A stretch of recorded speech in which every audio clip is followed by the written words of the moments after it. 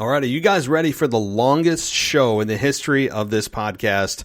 I hope so, because Anthony DeMarco and Mimi Burris are on this show tonight to talk about WrestleMania 37 in its entirety. We preview it in full, give our thoughts, predictions, rants, tangents, and just so much more. Let's get it all started right now. Welcome to the WWE Podcast, your number one source for the latest in WWE news and straightforward analysis. Are you ready to get this thing going? Give me a hell yeah! I said give me a hell yeah! Then let's get this show started right now. Okay, are you guys ready for WrestleMania 37? Are you excited? If not, I think this show will do just that for you. Because, admittedly, I was not excited about WrestleMania 37 going into this conversation. I mean, there were some matches on the card that I was looking forward to. There were some rivalries that I was looking forward to. Some storylines have been properly told. And then there's a lot of others that I was not. And so I was generally down going on thinking about and talking about WrestleMania 37 going into this.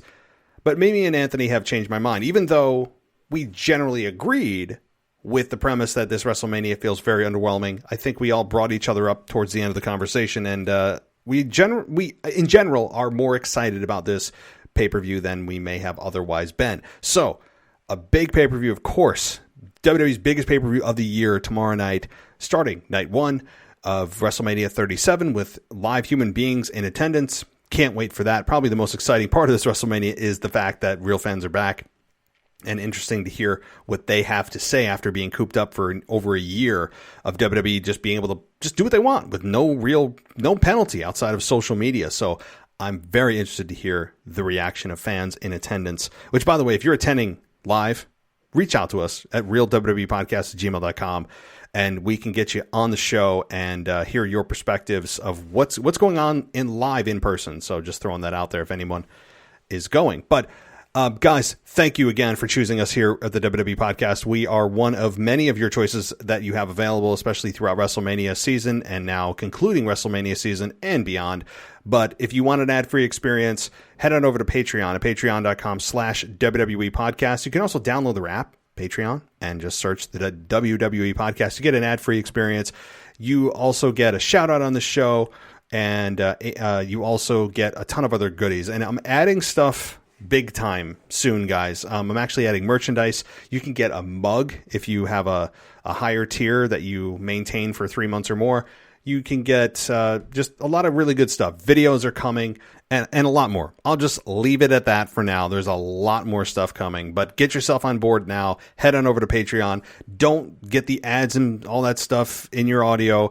Just get this podcast. Just get wrestling. Don't worry about any other stuff, but you can get it all for $1 a month and the entire library ad free. So there's my plug for that. Guys, here's the schedule for the rest of the week. We have tomorrow night, of course, the Botch guy is going to be joining me, and we're going to be doing a live show, taking calls and being able to hear your voice and opinions on what the heck happened at WrestleMania. That'll be taking place immediately after the pay-per-view, probably several minutes. I'll schedule it and put the link out on my Twitter at wrestling_audio. Night 2 is going to be the exact same thing with YouTube's The Botch Guy. Go subscribe to his channel, by the way. And then we'll start the normal week of wrestling. I might even do a show on Monday. We'll have to see how exhausted I and my co-hosts are. But I want to be able to get all of our co-hosts in. And I know we haven't scheduled all of our co-hosts yet, so we're trying to do that. I will have a guest on Tuesday, a co-host on Tuesday. Next Sunday I've already got booked out. So, guys, so much to get to, so much to talk about, especially this Sunday, Saturday, Sunday, and beyond as the WrestleMania Fallout begins next week. So, okay, I hope you guys are ready for this because we have a 3-hour conversation. Yeah, 3-hour conversation with Mimi and with Anthony DeMarco covering WrestleMania 37. This is insane, but great. So here it comes. Guys, get yourself ready for WrestleMania. It is WrestleMania weekend.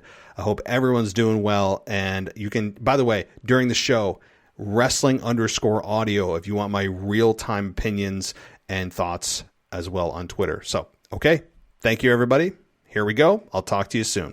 All right, well, it is that time of year. It is that time of year that we have been waiting for all year as wrestling fans. And this year may be a little bit different, and we'll talk about that, of course, as we go on here. But in a first time ever here on the WWE podcast, I've got Anthony DeMarco and Mimi Burris here with us. I would say live in studio. I don't know why I was thinking that. That just sounds cool, right? Live in studio, I'll say it anyway, to talk about WrestleMania 37, give our full preview and predictions on what is just, as we all deemed it, an odd card. We'll talk about that. But first, Mimi, how you doing? Welcome to the show. Thanks, Matt. Yeah, we said odd card, and I said crap card. And I told him earlier today, too, I said, Anthony, you too, I hope you are super optimistic and positive about this whole thing, because you guys are going to need to balance out my very, very negative views probably going into this WrestleMania. It's not all bad. It's not all bad, but I'm excited to get talking about it. What about you, Anthony? Look, I'm excited in the sense of some of the matches. Like, there are some almost can't miss matches on this card, and the talent is there.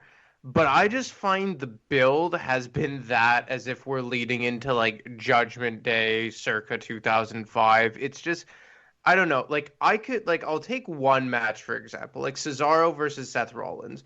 This could very well, quote unquote, steal the show, as WWE likes to say. And it very well could. And I'm really happy to see Cesaro really getting I believe it's his first ever one-on-one match at a WrestleMania. But the thing is that what kind of build have we really gotten here? Like, okay, so he swung Seth a bunch of times and Seth made it sound funny. Like, I don't know. For me, it's not so much the card itself. Like, even the lack of star power I could get by. But it's more the fact that for a lot of these matches, the build was just extremely subpar. That is probably the biggest part of this, is that the card itself, on paper, if we knew nothing about the build, we knew nothing. If the build didn't exist and we were given this piece of paper for WrestleMania 37, say in the middle of last summer, we would have been like, okay, cool, I'm down with that, right? Like, you'd be, I think, more excited than you would be had you gone through the build to this WrestleMania. And that says a lot about the production of WWE, the creative behind it. And yes, of course, they are given somewhat of a pass, given that fans aren't there, although they will be tomorrow, and we'll definitely talk about that. So there are things working against them that are out of their control, and no shame there. But at the same time, this really does, when you look at the build, it is very ho-hum. And I've come to just accept the fact that the go-home shows for Raw and SmackDown, which is actually airing as we speak, but most of us don't watch it live, the go-home shows, I've come to just expect really nothing. If you would watch last night's, or Monday Night Raw, the go-home show to Monday Night Raw on Monday, you would have thought, wow, you would have never guessed that that's a WrestleMania go-home show. You would have looked at that and said, all right, well, cool, there's a pay-per-view coming up. It can't be Mania. I mean, if you knew nothing about it, of course. It doesn't have the fever pitch. It doesn't have the boiling point. You want to get to that top of the mountain and be so excited. And Anthony's right. Like, what do you think, Mimi? Do you think maybe a lot of it is due to not just the lack of star power, but perhaps the build itself? Yeah, I think you hit the nail on the head that this company is incapable of building storylines or long-term booking, all of that stuff. Because like you said, all of the talent is awesome, and that's why this show is going to be awesome. It's kind of like every NXT takeover lately of like 2020 and 2021 is the same thing. Every takeover manages to be good to great, but it's the build-up that just stinks. You think about, like, I think a perfect example is the Sasha Banks Bianca Belair match. Mm-hmm. On paper, in my opinion, dream match. How do they mess that up and throw Reginald and what? Like, it's like they actively made an effort to make this less exciting. And absolutely. Well, go ahead, Anthony. Oh no, I was just gonna say, like, it was right on the tip of my tongue. Like, that match, Bianca Belair versus Sasha Banks, should have just been a home run, slam dunk. But, Matt, you've talked about it on your shows. I've brought it up. And, like, I know Sasha Banks has a big following, and I used to be a mega fan of her.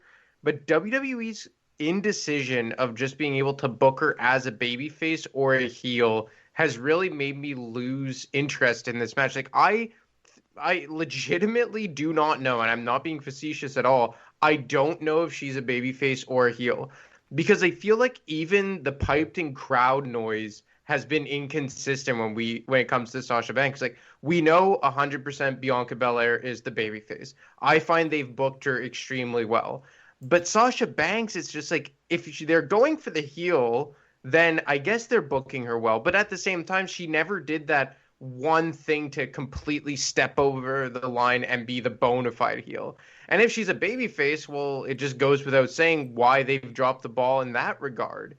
And I think that they actively had to try to mess this up, and that's what they've accomplished.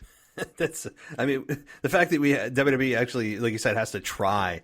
It almost does seem at times like they're making a concerted, conscious effort to just say, you know what, F it, we're gonna just throw this one against the wall and see what sticks. And it does seem in this storyline. And by the way, guys, I don't know if you've heard or not, with that particular match we're talking about, it is going to be closing the show tomorrow night.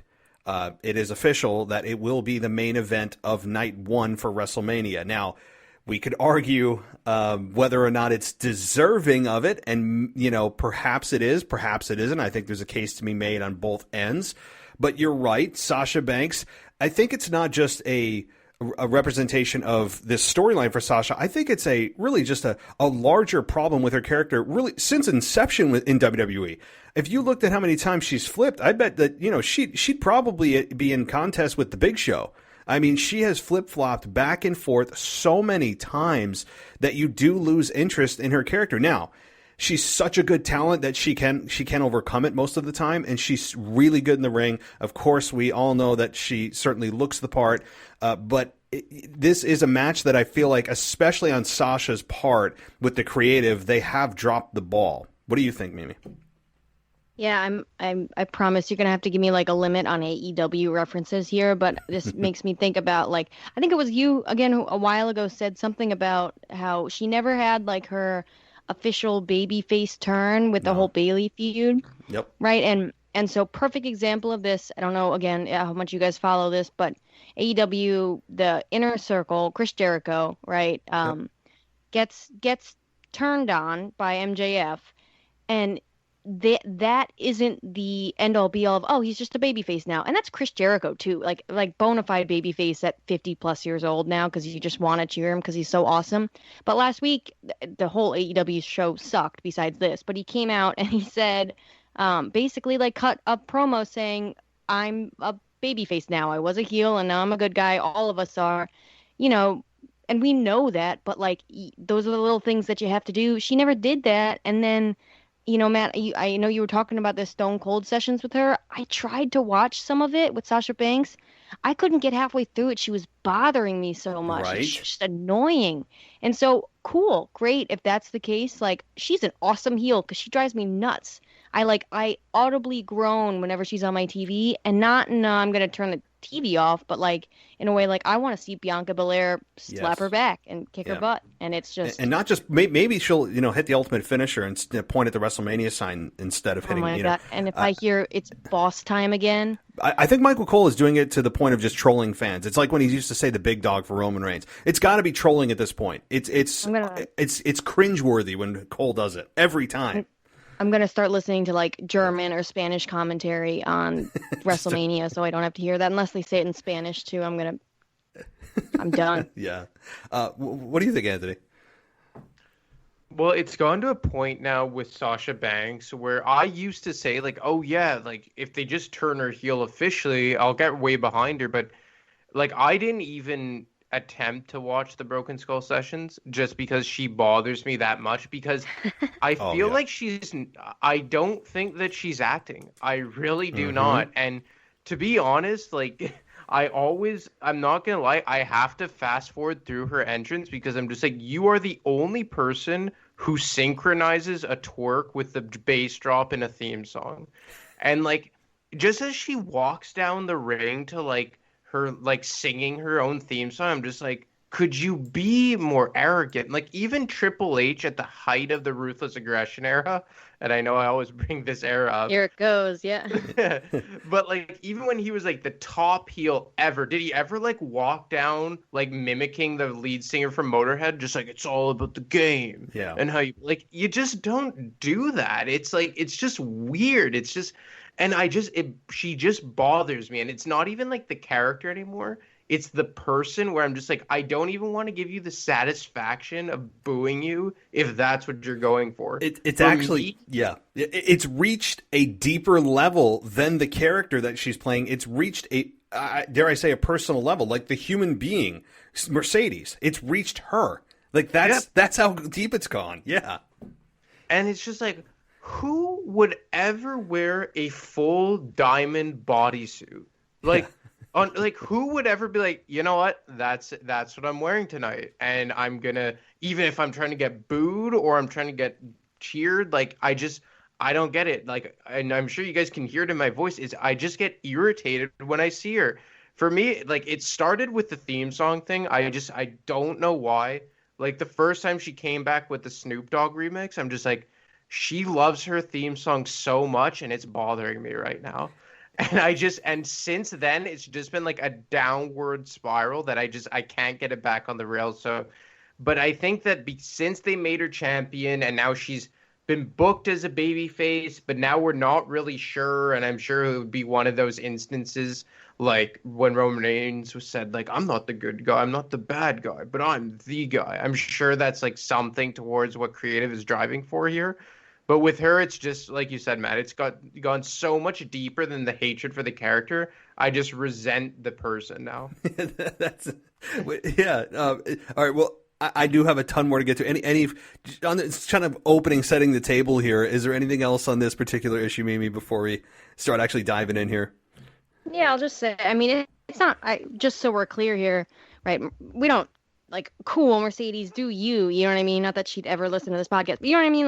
Like wear your whatever bodysuits, rock on, but it's like make a decision kind of thing. Like it bothers me. The even what's even more annoying than the singing of the music, like you said, Anthony, or whatever, is it's like I'm trying to be a face, but I'm so obnoxious and annoying. I'm a heel naturally, but I'm trying. It just doesn't fit. And I think that's the issue we're all having. Because I bet, guys, she could be the best heel in WWE in the last 20 years. Like, she is that good at... Listen, how long have we been talking about how annoying she is? Uh-huh. And not in like a... Like, we want to watch her wrestle, right? Like, she's a great wrestler. So it's not in like a turn my TV off way. It's just like... Well, Anthony fast forwards to the entrance. But, like, it's just more so like just make a decision or stop trying to have us pretend to like her. It just doesn't work. It doesn't. I don't think she's ever turned babyface. Like I said, I think she's been heel since she was with Bayley. I don't believe that there was a solid babyface turn, even though we were told to. But anyway, okay, we could talk about this forever because it is just so obnoxious. But I guess that's a credit, even the credit's not due. I'm going to do a rivalries episode between her and myself. Yeah, you should just pipe in the cut promos and stuff. Yeah. All right, guys, let's get into the matches because we do have quite a few as always. And well, first of all, let me ask this: Are you guys, Anthony? I'll ask you first. Are you excited about at least having WrestleMania 2 nights? Or would you rather go back to, which it looks like next year when hopefully the pandemic is completely behind us and they're in AT&T Stadium in Arlington, Texas, right outside the big city of Dallas, of course. It looks like they'll resume their 8.5-hour shows there. But for this year, this may be the final 2-night event. We'll see. But are you a fan of 2 nights or would you rather go the full 8 hours and get it done in one night? I mean, like, look, there's pros and cons to both. I think it's a lot more digestible this way, and it kind of feels like more of I don't know, like an opportunity to really see a bunch of matches that we wouldn't have otherwise seen. Like, there's a few matches on this card that I'm really happy are on the card, but otherwise, let's say in a one-night scenario, I don't think would have been there. Like, I'll say, like, a dark horse match for me personally is Riddle and Sheamus. And I love the fact that they're putting the U.S. Championship on a big stage. And I think this is like an opportunity here for Riddle to show us what he's got, and I think an opportunity for WWE to kind of give Sheamus one last big run. And I think he's owed like a singles championship run. Like, I don't know if he'll ever get back to world championship status, but I think like him going for a United States championship run would be good. So I'm happy for it in that sense. But at the same time, there's something about WrestleMania being one night, that one night spectacle, like the Super Bowl isn't 2 nights, or, the Stanley, well, I guess the Stanley Cup is different, but you get what I'm saying. Mm-hmm. Like, it's just that one night's big moment feel.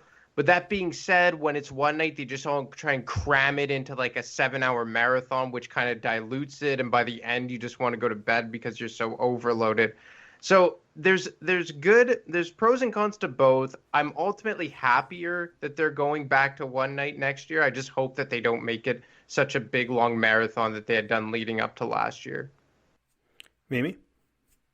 Yeah, I agree with Anthony on a lot of points there. I think I'd be much more okay with the whole 2-night formula thing if we weren't having WrestleMania SmackDown tonight. Like, I think the fact that the one tag team division in WWE that's actually somewhat entertaining isn't on the WrestleMania card is just sad. Not only that, I guarantee they also probably don't get like a WrestleMania payday, if anything, too. It just, you kind of can't excuse not putting who cares about the Battle Royal, but like, can't excuse not putting these 2 matches on the card when you've got 2 nights and they've had no problems doing, like you said, Matt, like 9-hour WrestleManias in the past. So whatever, it's more wrestling to watch. It's a little, like Anthony said, easier to digest. But there is something about it being, one night, one spectacle, and I'm excited for it to go back to that. I think it would be a little bit more understandable if they, how they have like WrestleMania week or SummerSlam week or whatever, where they do all those access things and stuff like that.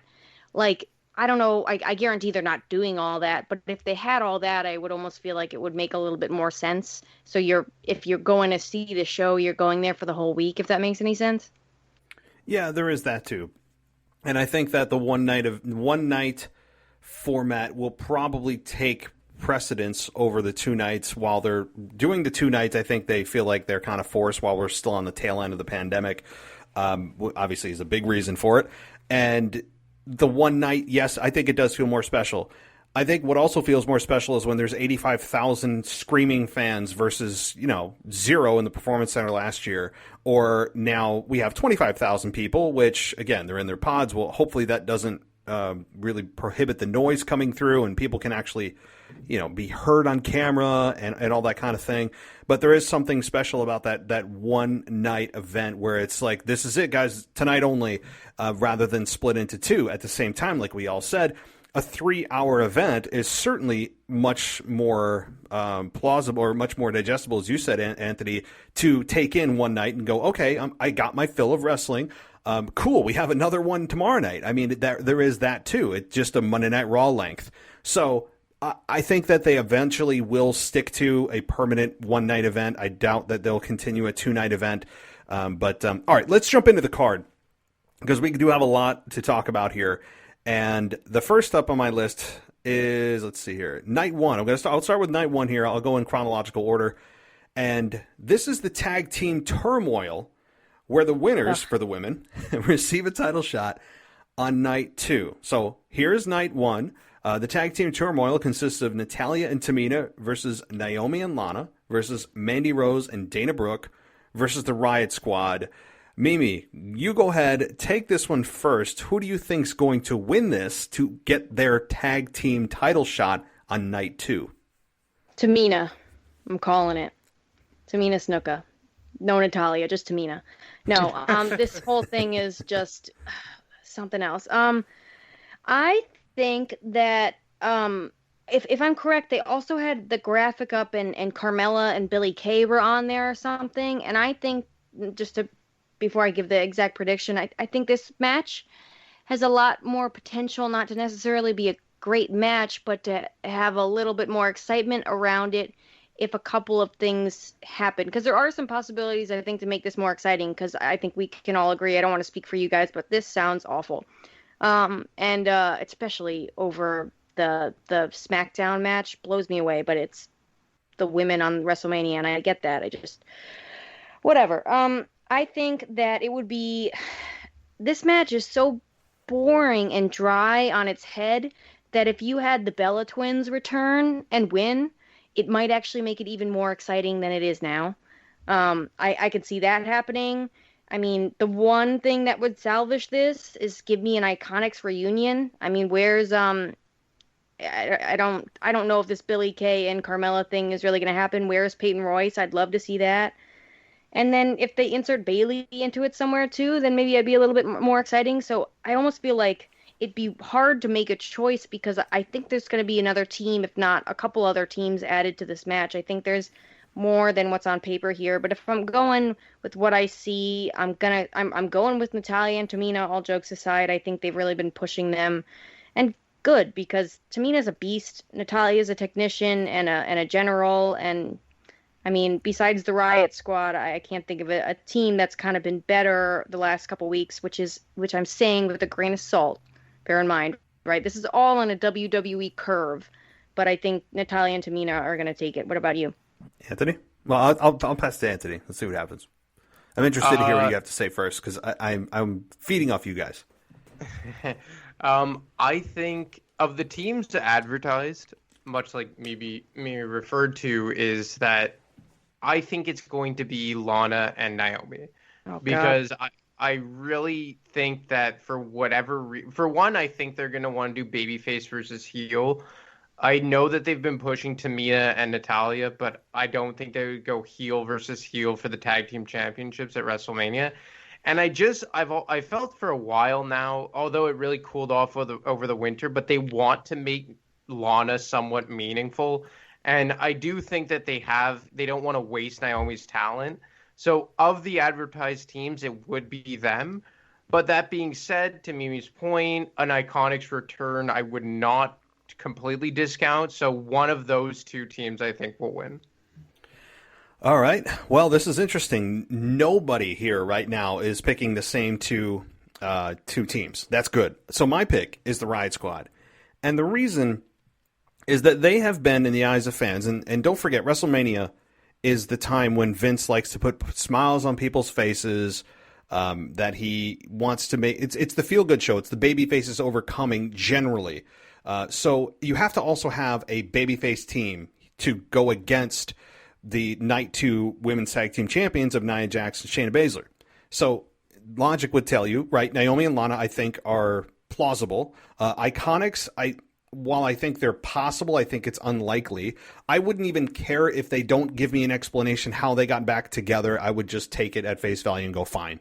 I would be all for an Iconics run that you talk about getting cut short. The Iconics are absolutely on that list. But I think the Riot Squad takes this one, and the reason is because the Iconics have been put on, or the Riot Squad rather, have been put on the back burner for so long, and the fans have been saying, can we give these two time to develop their characters? They have been, they were the sacrificial lambs of Shayna Baszler in the Elimination Chamber last year. They were the sacrificial lamb for Ronda Rousey when she was going crazy in WWE. How many weeks in a row they would try to attack her and she'd just decimate them and actually cause real injuries, from what I'm understanding. This is a team that I think is deserving. They were together, they broke up, now they're back together. Obviously minus Sarah Logan, that really no one ever really cared that she's gone.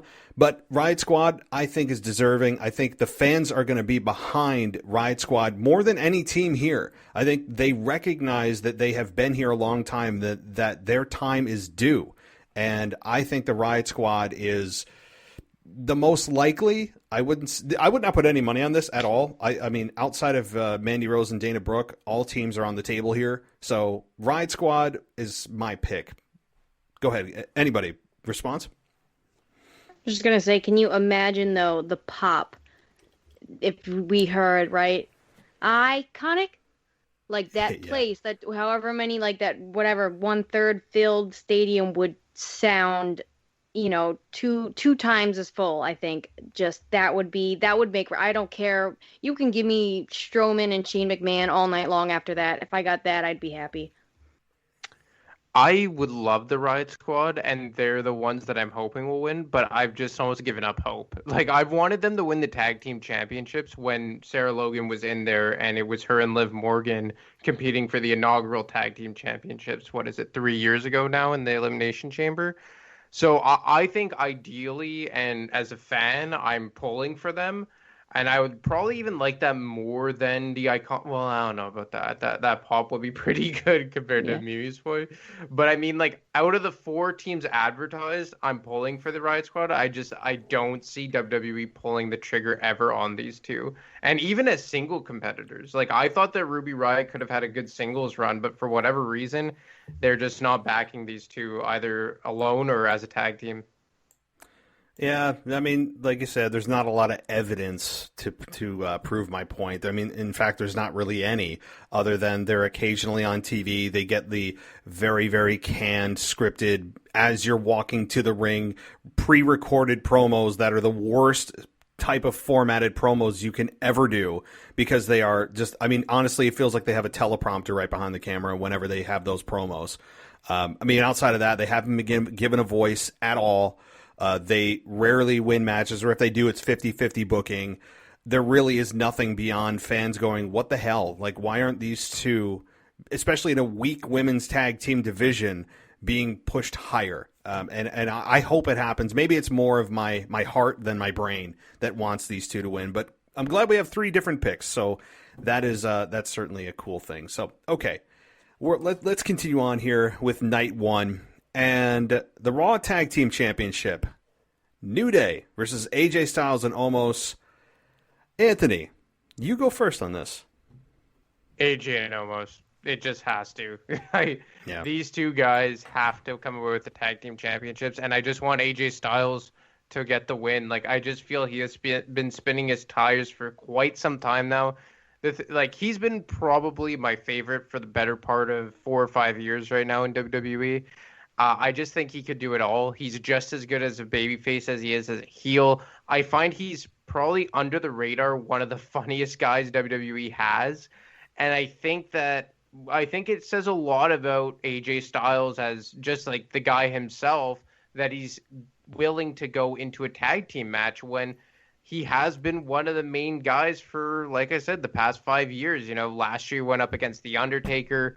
The year before that, he had a one-on-one match with, I believe it was Randy Orton at WrestleMania. Then he had the championship match against Shinsuke Nakamura before that. Like, he has been one of the faces that run the place since 2016. And I know that's a cliche, but I can't say enough about AJ Styles. And I think it says a lot about him as a guy to, you know, help Omos along in this match, as it will be his first in-ring competition in WWE. And as for the New Day, I mean, I don't hate them as much as most, but at the same time, I don't need them to win at a WrestleMania and retain the tag team championships. This is 100% AJ and Omos. Mimi. Yeah, I agree. I actually live suggestion to Anthony. I'd love to hear rivalries with AJ Styles, whether it's Samoa Joe or John Cena or anybody. I think AJ Styles is one of my favorites as well. I think he's good at everything he does. I miss the statistician. I forget his name, and I know that was like a TNA thing, but kind of wish they bring that back. But I love the dynamic between him and Omos. I think most people probably hated all those funny little segments with the Pictionary and the Vanilla Bean and whatever.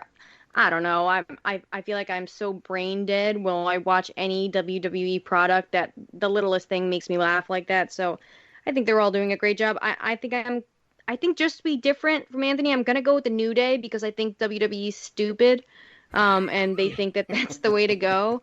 I think it's gonna be one of those conquering the big guy moments. You know, I think it'll. Again, I don't think it's the right decision. I'm just going with it. It's impossible to analyze any of this with real logic because that would require real logic behind the booking, which it isn't there. So I don't know how to put any kind of logic on it, and I guess my logic is that there is no logic, and I think that's why the New Day is going to win. But I'm excited for this. I actually think this would be a great kickoff, not kickoff show, but have the first match of the first night. I know you guys talk about the New Day being stale and all that, but I think as a pop to have the New Day come out first, on a big stage. They are fun. A lot of people love them. I think it would be a great first entrance, first match to get the show going. So.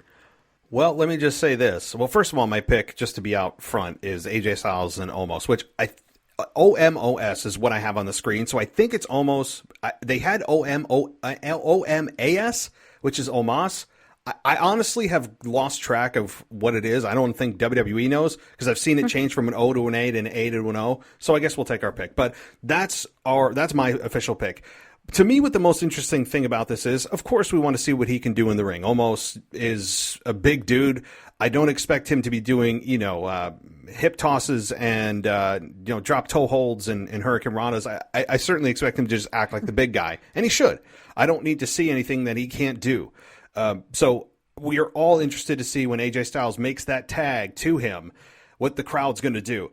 I think the most interesting part of this, beyond him in the ring and what he can do, is the crowd reaction to this. I think you may get a pop for the New Day entrance, but remember the people that are at this event. These are not your families. I don't think anyone could afford to bring their family to WrestleMania this year.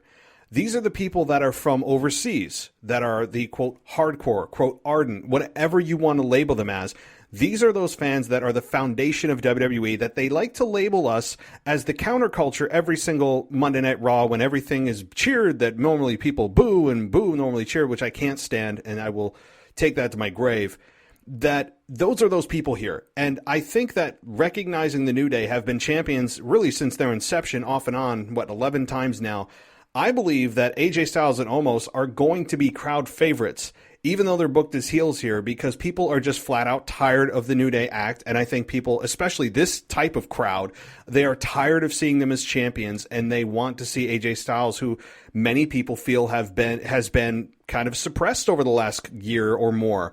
And I'm more interested to see what this crowd is going to be like. That, to me, is going to be the most interesting, is how do they react when, New Day are getting offense, or if the New Day retains. If the New Day retains, I can see people booing the hell out of this.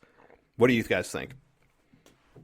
Yeah, that's a good point. I didn't even think about that. Could you guys see, on top of that, I'll ask you, Anthony, as well, could you guys see, I know the merchandise and the money and the podcast and all this stuff the New Day does, and with Big E on SmackDown, and there's no official breakup, thank God, because I don't think they ever need to do that. But could you guys see, I think Xavier Woods and Kofi would probably advocate for it more than it would be pushed, but a post-WrestleMania, anytime 2021, New Day heel turn. I would like it, a heel turn, because I actually found them hilarious. Yeah, they're so good. Because New Day, when they first showed up, I hated them. And I'm pretty sure they were being booked as baby faces. And then when they switched to heel, I found them hilarious. Like, I remember they did a promo with The Rock. And, like, when they were kind of that arrogant, heelish group, and they were just, like, trolls on steroids, that's basically what the gimmicks were. Like, I really liked it. It's only lately that I don't hate them. To be honest, I just hate Kofi Kingston. I don't know what it is. Like, if it was just Xavier Woods and Big E, I'd probably like them even more. But just, I've never liked Kofi Kingston and his WWE Championship run that Matt and I ranted about for 6 months straight 2 years ago. But, like, I would like to see them do a heel turn, because then at least I could rightfully hate Kofi Kingston. But the one other aspect I would consider into why AJ and Omos will win is because all AJ Styles is missing from his repertoire to make him a Grand Slam champion in WWE is the tag team championships. He's won a world title. He's won the US title. He's won the IC championship. He's just missing the tag team championships. And we know how WWE likes to throw people's accolades in our faces. And I think there's no doubt in our mind that of the last half a decade, AJ Styles has been one of the faces of the company. So I think that that's a big reason to consider as to why he will come away with the title. All right. Well, any other thoughts on this? I mean, I think this match, as far as quality, I don't think anyone's concerned about it being, a stinker. I think it's just going to kind of be your average tag team match. Although New Day's very athletic, AJ Styles is very athletic, but Omos is probably going to be the guy that slows things down, for better or worse. It's probably going to be just an averagely good match. That's what I expect from this. So there is a case to be made for New Day retaining. There is, if you want to make Omos the center of attention and really not make this about the team, but rather Omos going off on his own. You could make that case. Of course, we're going to see how good he is in the ring, and I have my doubts, but that doesn't mean I can be proven wrong. So, okay, let's get to something that's a little more fan favorite here, and one that, as we all said, could steal the show. And it's possible that it will. I think a lot of it has to do with time constraints.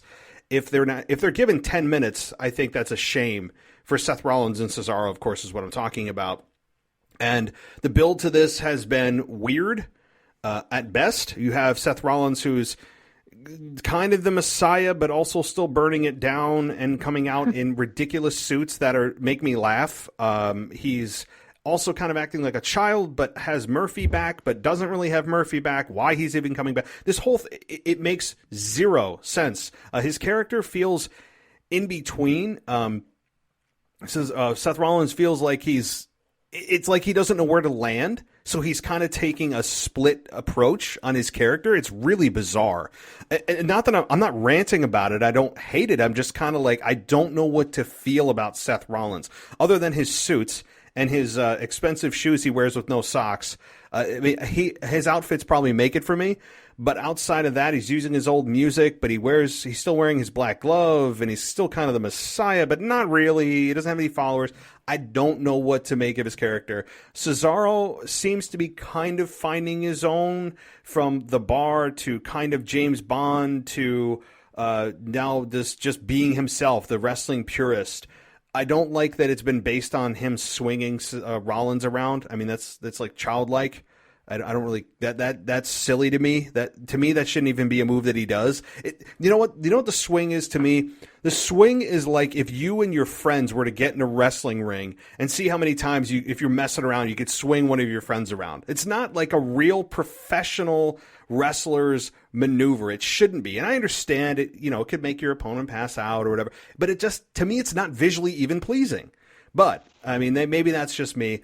My pick on this is really tough. Really tough. I'm going to go Cesaro. He's a slight favorite. I'm going to go with what the odds are here, but I could easily see Seth winning.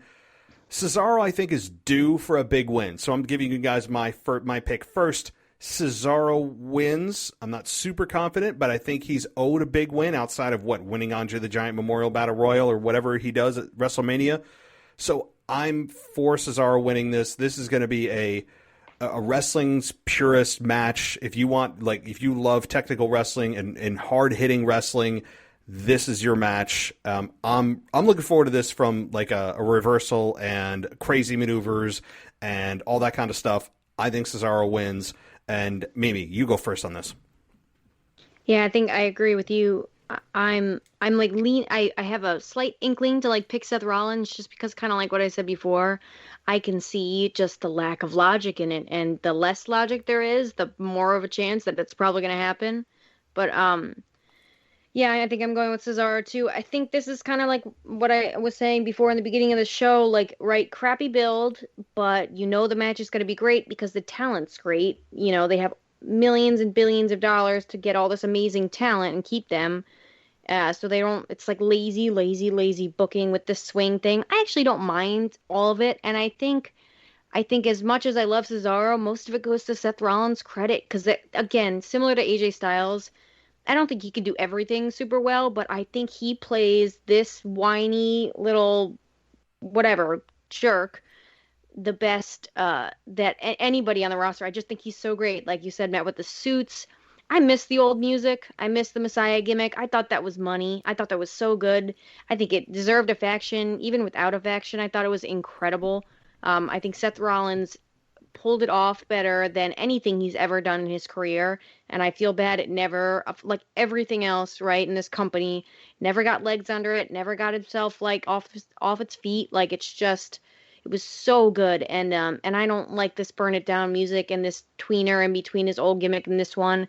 But like you said, I love the suits, but as the match, I think you said it perfectly. I think it's just going to be a great match. I think anything more than 15 minutes, though, you risk kind of like, I don't know. I don't think the build, as bad as it's been, I don't think the build leans it to have any more than a 15-minute match. But like you said, anywhere under 10 minutes too, it feels like it's not getting its just due.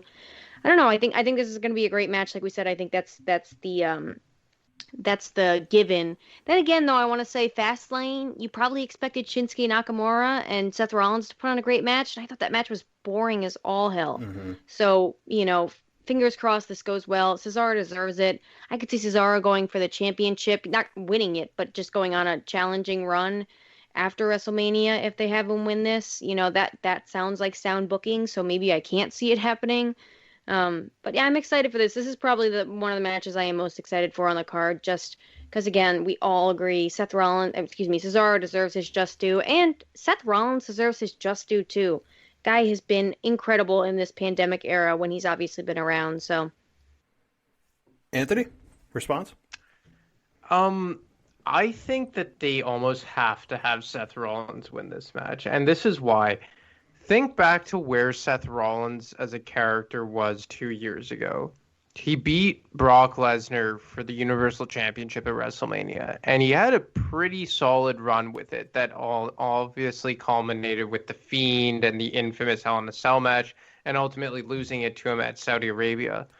But since then, over the last year and a half, he's been good. Don't get me wrong. Like, I've liked the Messiah thing for the most part. I preferred it when AOP was with him. Before the Mysterio rivalry got beaten to death, I thought it was good. Since he's come back, I found him entertaining. All that. I have no problem with Seth Rollins. But he slowly but surely just slid and slid and slid and slid and slid down the card to the point where he honestly is like an afterthought when it comes to main eventers. And look, he lost last year at WrestleMania to KO, which I think was the right decision, more for KO than for Seth Rollins.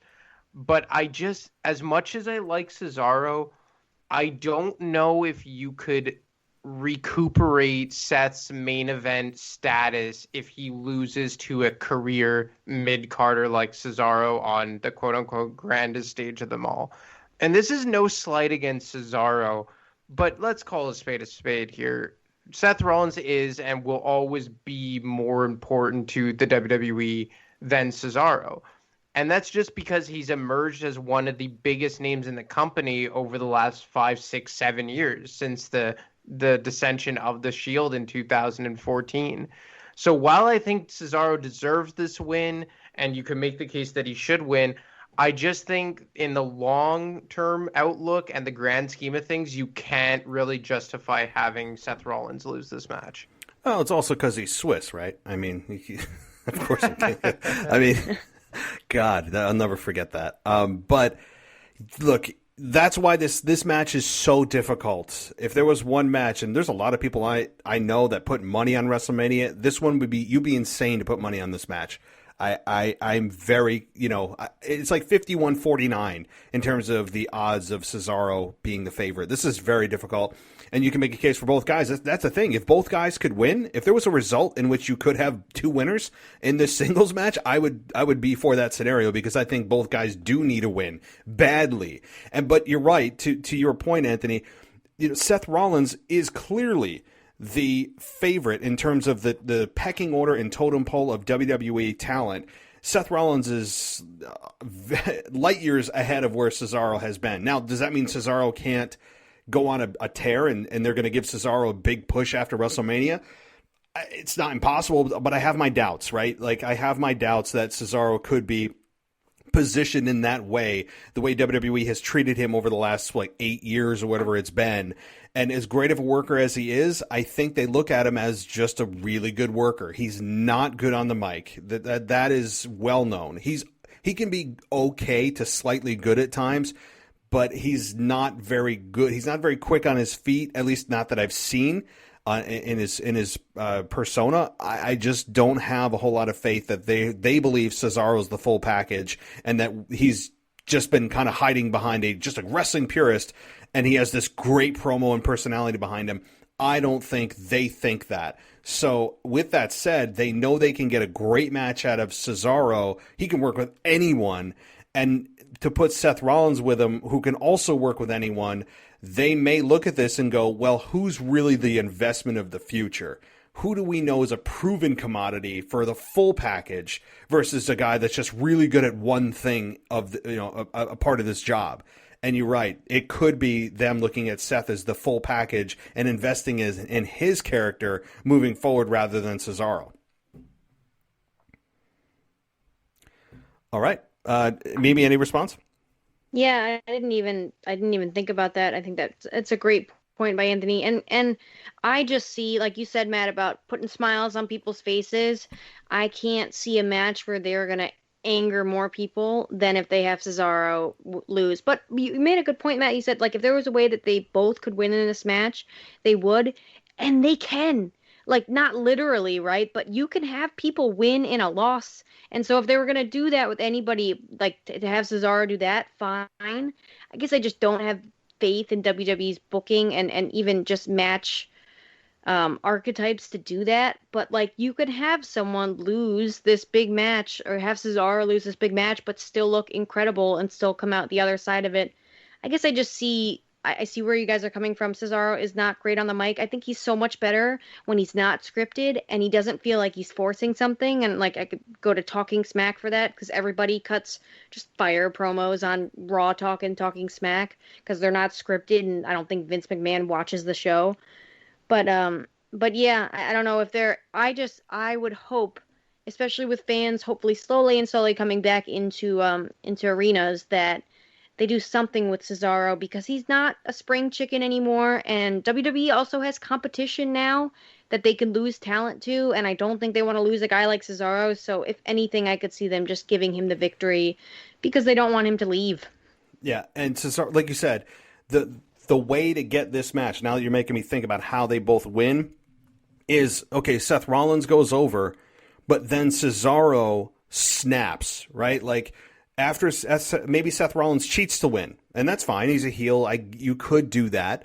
And then Cesaro pretends to play the guy that, is a good sport, and you beat me, fair and square, whatever, goes for the handshake, and you see just something in his eyes snap, and he, like, bloodies Seth Rollins or something like that. I think the fans would be, I think they'd like that as well. To see an aggressive side of Cesaro that's not just wrestling, but rather some deeper level of emotion from Cesaro. Perhaps that is a way. Yeah. Anthony, any final thoughts? No, it's just, I'm not going to lie. I've kind of always just seen Cesaro as not overrated by the fans, but more just like, maybe he just is what he is. And while maybe he could have used maybe a U.S. championship run or something like that, I've never really gotten the overhype about him. So I guess for me, it's just easier than for most people, where I just think that, like, Seth winning is kind of a no-brainer here. But maybe you could do it in a way where Seth dominates and then Buddy Murphy helps him get the leg up in a kind of hook or crook way to kind of save face for Cesaro. But I personally think it's kind of an easy decision to go with Seth. Easy decision for, yeah, I see what you're saying. It's easy, but I think in most fans' eyes, they expect Cesaro to win here. So, all right, well, let's move on to a match that is just, I'm really scared about the comments and language for this next match. Shane McMahon versus Braun Strowman in a steel cage. God, who do I pick first on this? Anybody want to volunteer first on this? Because I can't go first on this, or I will... I may say some things I shouldn't. So I'll go first. Okay. All right. Go ahead. Okay. So I'm a bit biased because, well, if you guys listen to my rivalry shows, I'm a huge Shane McMahon fan. For whatever reason, nobody understands it. Hell, I don't even understand it. I've always loved Shane McMahon. And Braun Strowman, I mean, I'm kind of indifferent on him, although I do find him pretty entertaining. And this is just another instance of the build being so poor and so juvenile and just not done correctly that you're not looking forward to it and the excitement isn't there. But when the match gets underway, I have a feeling that this could end up stealing the show. Maybe not in the terms of saying, like, oh, that was the match of the night, but that Shane McMahon's going to have something crazy happen to him. I mean, I'm really looking forward to this match just because I think that their styles are actually going to mesh well. I think Shane has always had good chemistry with like big power wrestlers. Like I remember his program with Kane in 2003. They had a couple of really, really good matches. The ambulance match, the last man standing match. So, I mean, I'm really looking forward to this match. I'm expecting Braun Strowman to win. Obviously, I'm putting the horrible build aside, but the match itself, I'm actually expecting good things. Mimi. Yeah, Anthony, I think you're the only person in the world looking forward to this match. Maybe I'm wrong. Maybe I'm just so biased as well because I can't stand Braun Strowman to the point. I think I say this a million times. I'd rather watch paint dry than watch Braun Strowman do anything ever. I think the most interesting thing about him is his new choo-choo noise, and I just tore that apart on the highs and lows because what are they doing? It's kind of like when you think, oh my God, they can't go any lower. They can't seep any lower, and then they play Thomas the Train while Braun Strowman runs around the ring. It's getting worse and worse. And they had the Kids' Choice Awards make an appearance on Raw with the green slime. This is all so bad. And like all the bells and whistles aside, the actual build to this match, fine, right? Someone calls someone stupid, whatever. We've seen worse. In these matches at WrestleMania, I think, in their builds, but it's the Braun proving Shane right part that drives me nuts. Like, if Braun Strowman was really a smart person, right, why would he choose a steel cage match when you can literally walk out the door? Like, which is again the worst stipulation ever. I'm okay with them climbing over, fine, but like, maybe he didn't choose a Hell in a Cell match because he knew Shane was gonna jump off it, but I have no idea. I think Shane McMahon is lucky that he wrestles once a year, and that's why he can do all this fun stuff, that he jumps off stuff and whatever, because he gets to recuperate for 364 days a year. I think he's a stunt man, not a wrestler. And so whatever, I've seen worse, but this is just eye-rolling stuff. I guarantee there's going to be Hooker Crook with Elias and Jackson Riker, who's a whole nother conversation I have. But yeah, Braun Strowman proving the D plus and the 2+2. They had a 2+2 = 5 thing with him photoshopped with a dunce cap. I sometimes I think I dreamed that. It was so, for lack of a better word, stupid. So I don't care who wins this match. You know who wins this match is nobody. Probably Shane McMahon, because he's Shane McMahon. I can't see him having enough, or this company having enough welfare to give Braun Strowman a win like that. And I don't care, guys. I don't care. This is the one match I couldn't care less about.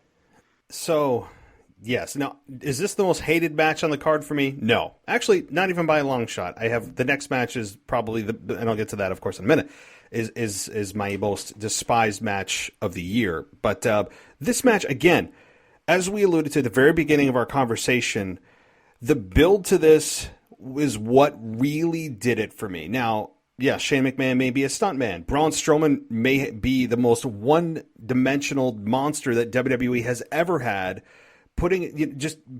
always having to talk in a scary voice. I mean, he always has to put his mouth over the mic. And what really did it for me this past week is when Braun Strowman, they were trying to position Braun Strowman as this guy that was bullied throughout his life, that he was called stupid. And he was Nia Jax, Matt. Yeah. I'm sorry to interrupt you, but he's Nia Jax and Shane McMahon is Alexa Bliss. And does anybody else remember that feud? Yep. What? I think that they think that we don't have any memory, and that we are just, I guess, the pun, stupid enough to believe that Braun Strowman was bullied throughout his life and people calling him stupid. I highly doubt that a 6'7", 300-pound man was called stupid many times to his face. I very much doubt that. Now, it whispers behind the scenes, maybe from a very long distance, sure. But I very much doubt anyone has the balls to call Braun Strowman stupid to his face. And how old are we anyway, by the way? I understand this whole thing was built off at I'm Stupid, which is really just ridiculous on its face. But then you're telling me that he had to struggle through this whole life of people calling him stupid, and that he's going to fight for everybody that has ever been called stupid. Don't try to tell me I'm supposed to live vicariously through you. Look, all throughout our lives, everyone's dealt with bullies in one fashion or another. Social media or in elementary, middle school is brutal. We all know that. High school can be a little tough, but after high school, it's kind of like, all right, you learn how to deal with people. You know how to, you know how to kind of like just move on, gain self-confidence, whatever it may be. That whole premise really set me off, that now they're transparently trying to force me to believe that this dude is the perfect shining example of somebody that would be called stupid, and that I'm supposed to be living vicariously through this man. But as far as this match goes, look, my pick is Braun Strowman.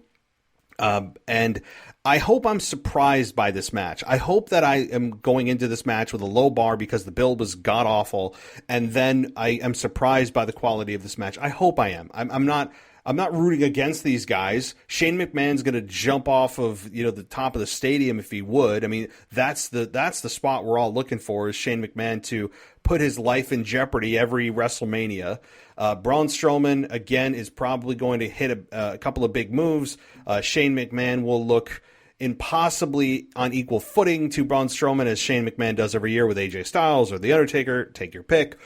But the steel cage match stipulation is, as Mimi said, just absolutely ridiculous. And Braun Strowman could have chose anything, and he chooses a steel cage match. I mean, you might as well have just not put any stipulation in there, because like you said, has he never watched wrestling a day in his life? I mean, you work in this industry. Have you never seen interference in a steel cage match ever? And the fact that you can walk out the door, how is escaping the stipulation that is supposed to keep people in a way to win the match? It's ridiculous. To me, steel cage matches should be pinfall or submission only, because it totally goes against the whole purpose of a steel cage, which is to keep people in and have no interference, where nowhere to go, and yet you can win by doing the very thing the steel cage match is designed to prevent. It's ridiculous of the whole thing. But anyway, Braun Strowman's my pick. I'll go into this with an open mind and pretend the build didn't exist. That's how I'm going to do it. Yeah, I'm right there with you. Like, I'm just my motto going into this WrestleMania for like 80% of the matches is just trying to forget about what the builds were and just try and take the matches for what they are. And I truly do believe this is going to be a very good match. I think Braun Strowman's going to win. I don't think Shane McMahon has ever won a WrestleMania match beside his one-on-one match with Vince at WrestleMania 17, which was his first WrestleMania match. So, I don't know. I think it's going to be entertaining. I'm expecting Shane to get his body beaten down like always at WrestleMania, but I'm just going to try and forget about the build going into this one. Anything, Mimi, or do you want to move on to the next match? Well, so you guys, from what I'm hearing, are picking Braun. Yes, we are. No, I want to move on. I'm so sick of talking about that. All right, well, you're not going to enjoy this next one, and neither am I. Bad Bunny and Damian Priest versus The Miz and John Morrison. Mimi, go ahead. I've got no words. Yeah, I actually think I don't hate this as much as you do, just because. Just bear with me. Maybe I can shift your perspective a tiny bit. If you'll be a little bit more flexible with it than I was with Braun Strowman and Shane McMahon. So, celebrities in WWE is a topic. I'm sure we could do an entire show about that, which is actually not a bad idea. But I think are tough to get right, and I would say about 9 times out of 10 they don't get them right. And I feel like I've pointed you to that Shaq match a million times, Matt. But that was done right. Like, so well done. To the fact that, again, on AEW this week, they're having a women's match that was built because of that match with Shaq. Like, so not just a pointless, rating popper. Like, it was done really well. And so this whole Bad Bunny thing, I'm with you. I'm 22. We've talked about this. I feel like I'm the demographic, and I've never heard of Bad Bunny until he came onto WWE. My fiance had, but I think I'm just not cool. But so I didn't know who he was.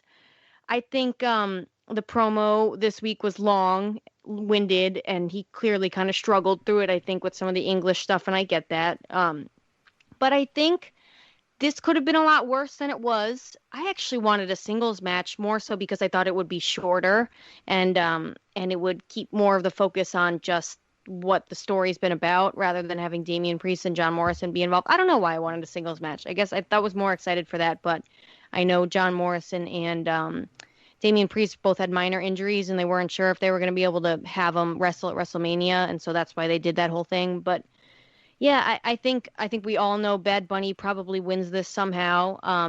I'm excited to see, just kind of like the Omos thing, I'm excited to see what he's able to do. I don't think we're going to see any, like you said, chin holds or anything like that. But I think it's a nice breath of fresh air. It's something for The Miz to do. I think for anybody else to be in this match, it would be way worse than it already is. I think The Miz is a perfect slot in this. And I think celebrities in WWE and wrestling as a whole aren't going anywhere because they're a draw. And so if you like Bad Bunny, you're going to like this match. I'll try to be quick about this, but I think, Matt, you said, too, you listened to that Big Show or Paul White interview on Jericho's podcast. He pitched having, what's his name, Justin Bieber do a match with him and John Cena. And they said no because he wouldn't draw any fans or wouldn't draw any audience. And I'm like, no, but Bad Bunny and Logan Paul are going to draw audience, but Justin Bieber wouldn't. Yeah. My point to that whole thing is that the celebrity and wrestling thing, you can do both. You can have him draw audience, but you can also have him, play to the hardcore fans, if that's what you want to call us, and put on something that's a little bit fun, a little bit different, and a breath of fresh air. Maybe you put this on after the Cesaro-Seth Rollins match, so you can keep a tone where you're going from intense wrestling to a little goofy, and maybe you put another wrestling match and then Shane McMahon. I think it's all going to depend on how it's presented. But I don't hate this. I did hate the watercolor paint that they used. You couldn't crash or destroy the car. How many cars have they destroyed in WWE? Randy Orton, JBL, Shane McMahon. I think we could, Vince McMahon. I feel like we could all name a car that has been destroyed somehow in WWE. But no, they water painted his Bugatti. Yeah, that, by the way, it was watercolor awful. Figure paint. I know. Yeah. Well, how am I supposed to relate though to the guy? Cool, he pulls up a Bugatti. I don't like you. Have you ever turned at a red light to the guy on your left in the Porsche with a really loud engine and been like, "Huh, he seems like a really cool guy"? Yeah. Don't get me started. Anthony, go ahead. Yeah, there could not be lower interest for this match on my part. Honestly, as soon as I actively start cheering for the heels, I know that WWE is doing something wrong here. And Bad Bunny is probably the most unlikable human I've ever come across on WWE television. I think he's bringing down Damian Priest because of it. There's just there's no redeeming qualities about his on-screen character or how he's portraying himself on screen. As much as I'm not the biggest fans of Miz and Morrison, I think it's a slap in the face to those two that they're being relegated to this garbage. They deserve much better than this, especially John Morrison, who has really just been the Miz's sidekick since returning. I think WWE should honestly be embarrassed for what they're doing. And it's shameful. These are the kinds of things, and Matt, you said before, but garbage like this is what justifies people to make fun of wrestling and makes you embarrassed to be a wrestling fan. It's just straight up garbage because what's going to happen? Damian Priest is going to do all the in-ring work, and John Morrison and The Miz are going to make it look really good, and then Bad Bunny's going to get the 1, 2, 3, the pinfall. And then we're all supposed to cheer in unison? No, I'm sorry. I don't even want to give WWE the satisfaction of watching this match. This has toilet break written all over it. So, Mimi, just to be clear, your pick is Damian Priest and Bad Bunny, right? Yes. Okay, and Anthony, you're saying, I think we all are on the same page then. Okay, it does scream bathroom break. It screams change the channel so your friends don't think you're a loser and you're stupid. So that you watch wrestling. I would watch. I don't know what the hell am I watching? I'm rewatching Game of Thrones with my wife, so I would throw on Game of Thrones for an episode and part of it, and watch this during it so my friends don't see. Well, my wife thinks wrestling's stupid anyway. But anyway, so this thing, I really don't want to rehash everything that I've been just trashing about this entire storyline over the next couple of minutes here. But I will say this. I think that this match was originally, we all know it was a singles match between Bad Bunny and The Miz. But I think there's a reason that it turned to a tag team match. And I think it's because either they realized Bad Bunny and The Miz, or Bad Bunny is not as far along as they would have liked in terms of his training or whatever he was doing to make sure that he's prepared for this, quote, match with The Miz.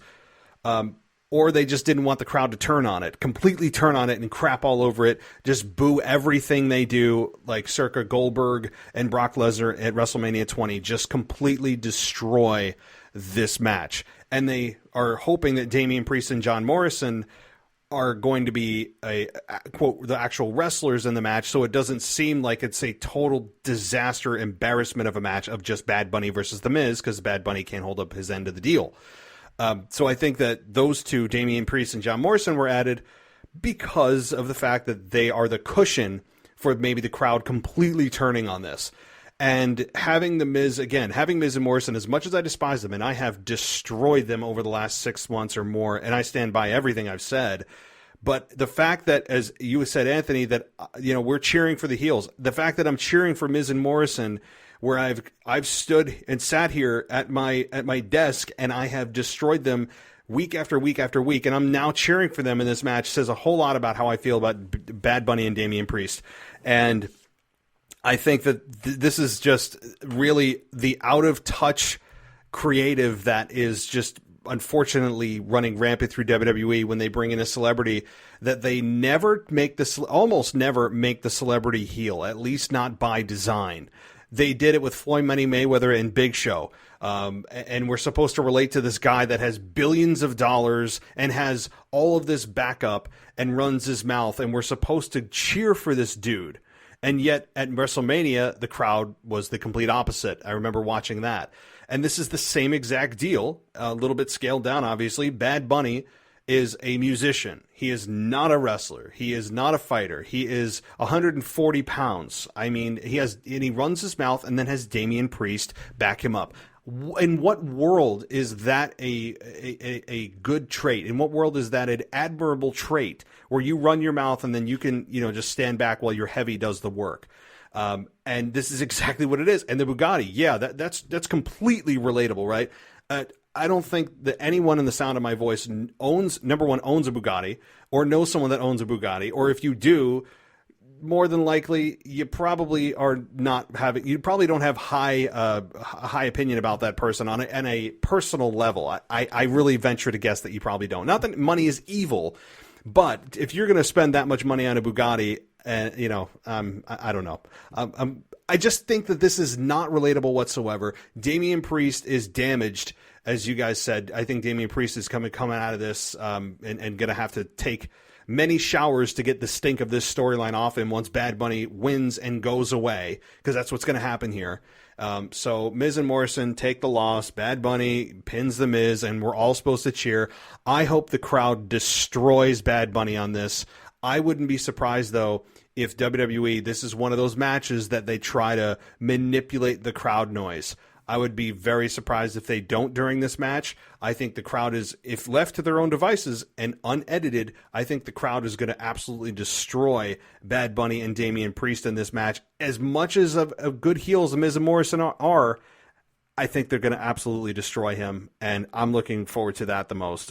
So last thing I'll say on this, and we can move on because there's really not much more to say, is that I understand the need to bring in celebrities, or at least the temptation to bring in celebrities. We understand, if they're running a business, wouldn't you want as many eyeballs on the product as you can get, especially during WrestleMania season? I understand that.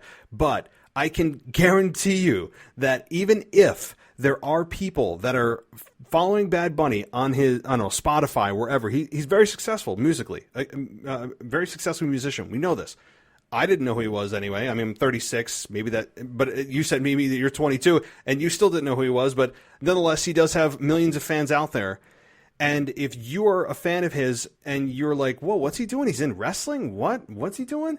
and you tune into WrestleMania to, number one, I really doubt you're going to purchase a Peacock subscription just to see Bad Bunny in this match.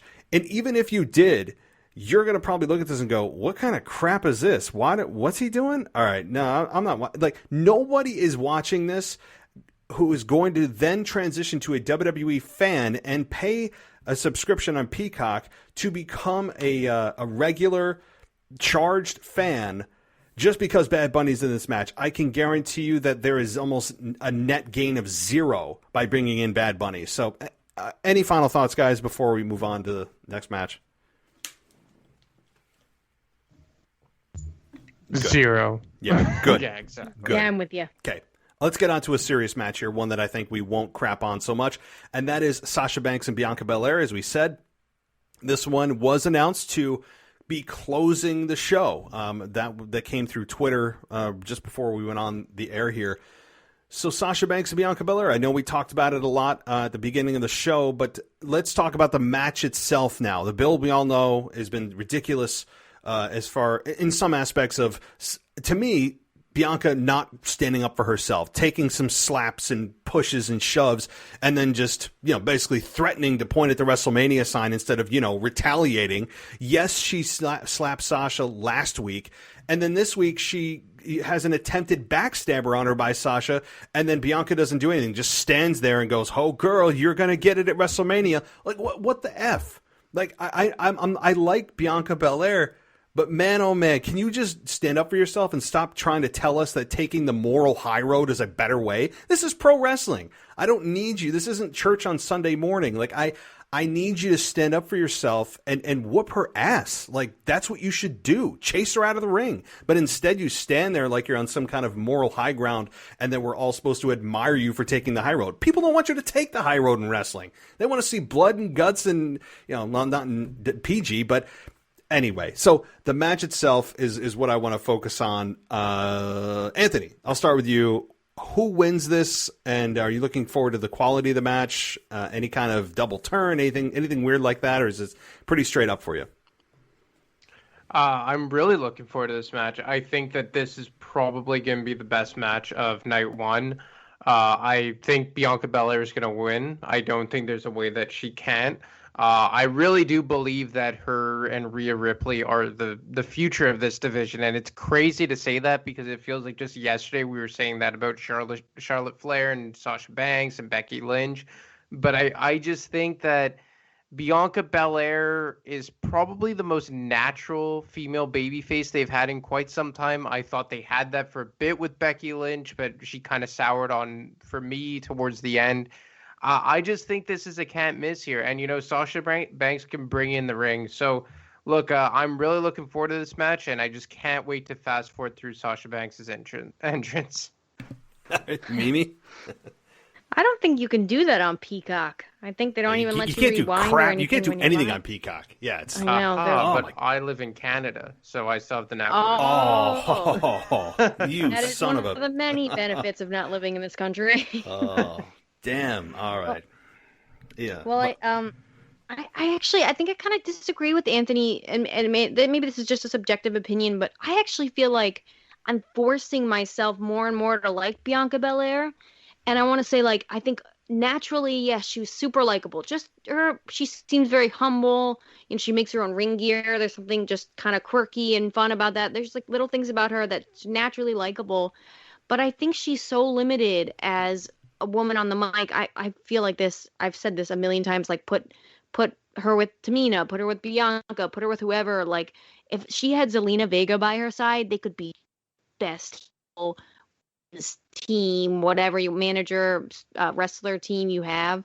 But the WWE screwed that one up. So, but with this match, I think Bianca Belair is super limited because she's the kind of wrestler that's really good on the mic at best when the scripting's good. And I would say 8 out of 10 times the scripting's awful.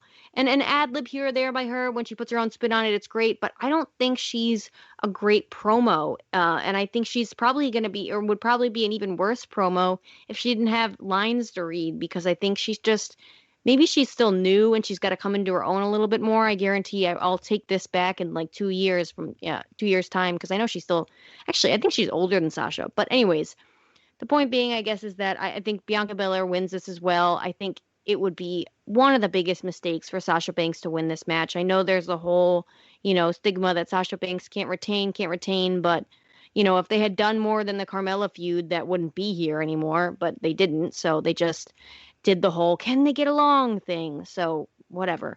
But yeah, I think Bianca Belair goes over this. I think the best way this match can go is that I'm gonna point it to like a Brock Lesnar Daniel Bryan match at Survivor Series, I think. When Daniel Bryan, low blowed AJ Styles and they had that whole match. And the reason I pointed to that is because I don't know about you guys, if you can even remember that, but I legitimately felt bad for Brock Lesnar in that match. Daniel Bryan was such a good little heel, and I mean little just in size in comparison to Brock Lesnar, just the way he wrestled in that match and told a story in the ring. I felt bad for Brock Lesnar. I felt bad for the Beast. And so I think Sasha Banks has to do something similar in this match. I think it can't be all flash. I think Sasha Banks has to go full heel. I want to hear her get booed out the building, which I don't think is going to happen because people seem to just have an infatuation with Sasha Banks. Maybe I don't get it. But I think she's got to wrestle like Daniel Bryan at Survivor Series, and you got to have Bianca Belair be the bigger woman, strength-wise and such, but still kind of be the underdog. And I think that's what was supposed to be the undertone of this match, but it got lost probably underneath Reginald and Nia Jax and Shayna Baszler. So whatever. Yeah. So first of all, the analogy of Daniel Bryan and Brock Lesnar. Yes, that's fine. I haven't thought about that match in quite a while, but you're right. And this match is, number one, quality-wise, I don't think anyone's concerned quality-wise. Bianca Belair has shown what she can do, and even if you didn't really know who she was, what she did at the Royal Rumble and the final two with Rhea Ripley was, to me, it was so much better than the Men's Royal Rumble in terms of the finish. I really, really enjoyed the finish of the Women's Royal Rumble this year, and Bianca Belair is certainly athletic. We know that she can go in the ring. That's not the issue. Quality-wise, this is going to be just fine and even probably very, very good. And we're all looking forward to that part of it. On the mic, she's not the best. She's not a fully polished performer yet. I mean, she does read her lines well. She's starting to feel a little bit more comfortable on the mic. Week by week, I'm starting to see general slow improvements on the mic. It's going to come. I think it's going to happen. I think it's just going to take time for her. It's not that she is unmanageable and embarrassing on the mic or unwatchable. She's good. And then there's like moments. And then she's good. And then there's a couple of moments. It's very up and down with her, but slowly trending up, if that makes sense. So I have no issue with this match. I don't think that they would have this match go on last if Sasha Banks was going to retain. I think people would lose their minds if that's the case. To me, if it's on last, that does just put a nail in the coffin of Sasha Banks's championship run. There is just really almost no way that Sasha Banks retains here. I think Bianca Belair wins the championship. She's going on last on top of it. But at the same time, is there that small sliver that Sasha could retain? I think there's a very small chance. I kind of look at this like the way that we all looked at Sasha or Becky Lynch and Shayna Baszler last year, where we all thought it was a foregone conclusion that Becky Lynch was going to lose and Shayna was going to become champion. And when she didn't, people were like, what the hell's going on? I mean, even I was like, at that point, we were all kind of Beckied out of her being a champion, and she was becoming very arrogant, making her own, like, she was coming in like monster trucks and like weird stuff, very arrogant. And to me, yeah, she had a baby, but it was the best time career-wise for her to also take a break. So Shayna Baszler lost last year. We're all just befuddled. So is that chance this happens this year? I think a very, very small chance. But this is a almost slam dunk of a selection here of Bianca Belair winning. But I will ask this to both of you. It's interesting and we have one more match here for night one and move to night two.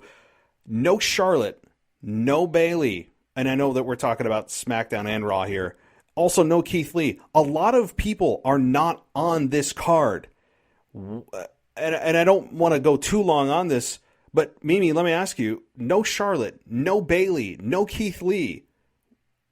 What do you think about this? What do you think is going on? I know that there was the rumors of Charlotte being pregnant. She's not pregnant. She has COVID, but then she should be over it. Bayley's more of a mystery, and same with Keith Lee. So, what do you think? I think it's awful. I also want to point out too, like you said about Sasha Banks quickly, if she wins, I think that goes up there in mistakes with the. And you know, I've talked about it on this podcast too. Charlotte Flair is my favorite of all time. Period. Men, women. Yep. Toasters, whatever you identify as. Charlotte Flair is my favorite of all time. And, you know, what she's been doing lately hasn't been wonderful. But I just want to point out the fact that I don't know if you guys saw this or if you ever read this, but this WrestleMania, the planned booking was Lacey Evans as the Raw Women's Champion versus a Charlotte Flair. That whole feud was supposed to lead to the main, or the not main event, but to lead to WrestleMania. So just want to throw that out there. That was the original plan. Akin to, remember when Randy Orton versus Batista as the main event was the plan, and Daniel Bryan saved us all from that 20-minute headlock fest. Mm-hmm. So with that being said, yeah, I think this whole thing is a travesty with Bayley and Charlotte Flair. I think with Keith Lee, from what I hear, he's just got some personal issues going on. Again, we don't really know. I don't know if he's annoyed with the company. I would be if I were Keith Lee, to send him back to do training to be more of a quote-unquote big man, when the whole fun part about Keith Lee is the stuff he can do in the ring. So I don't know exactly what's going on with Keith Lee. But in regards to Bayley and Sasha, I think Bayley is the biggest crime here. I think we're going to see her on the card. And maybe that's just my hopes. But she has not made enough of a ruckus about not being on the card for me to think that she's actually not going to show up. Dream booking would be that open challenge for Bayley, and then Matt, I'm bringing it up, Becky Lynch. Mm-hmm. You have Becky Lynch come back. I don't know, Anthony, if you saw that, but I sent it to Matt earlier today. Becky posted on her Instagram, and the caption was this whole thing, but the first letters of the whole thing were night one, kind of teasing her possibly being there for night one. So I want to see them somehow. I don't care how they get to it, but a Bayley, you throw Charlotte in there, a Bayley, Charlotte, Becky triple threat for no reason. That's probably going to be the best match of the night. So I don't know how they get there. Maybe Io Shirai comes up. You know, she just lost her title to Raquel Gonzalez. Maybe they do something with that. But I think Bayley's going to be on the card somehow, some way. I'd be really angry if she wasn't. I think she should be the host of WrestleMania, and they should get the other guy off wrestling. I didn't bring that up. Oh my God, I forgot. Yeah. I'm not even going there right now. But yeah, I think Bayley is going to be on the card somehow. I don't think Charlotte is, and I don't know why. I think it's really upsetting. I think that WrestleMania, as many participation awards as are given to all these people who are just on the card to be on the card, and you can't even get Charlotte Flair, in my opinion, the greatest women's wrestler, on the card somehow. I don't know if they're angry about the Andrade thing. I don't know if she's causing a ruckus because of that whole thing. I know she's an outspoken person, but she seems healthy according to social media. I think